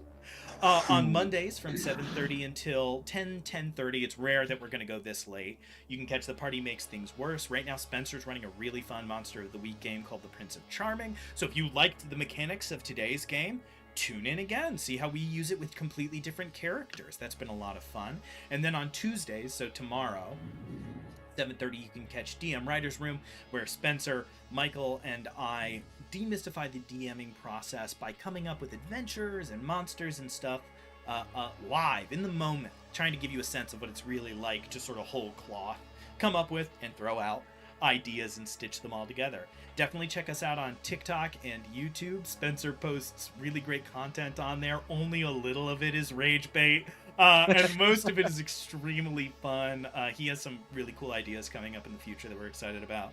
And then check us out on Drive Through RPG, where you can find our first adventure, Lich's Dollhouse. Soon, I'm told, soon our second adventure, which we are pretty excited about, and maybe upcoming. Maybe the Tenebrae will be something you can get a hold of. Pretty soon. It could be. It could be. That's everything I can think of. I guess, Dather, you got anything you want to plug? Yeah, like, comment, and subscribe. Share it with your friends, your parents, your grandparents. You know, basically everybody. We appreciate it. We're doing well on YouTube. We just started putting out some long form videos, so please check those out. We've been talking and about more will that be coming. for 100 years, trying to put Yeah, out some longer it's not stuff. only shorts now. We have Whoa. full content. So watch the videos, subscribe, check out the live streams, and I will see you soon. I'm looking forward to Spencer's first 6-hour video essay about how they came up with the dice or whatever. It'll be coming. It's down the road. All right. Catch you all later. Peace out. Good night.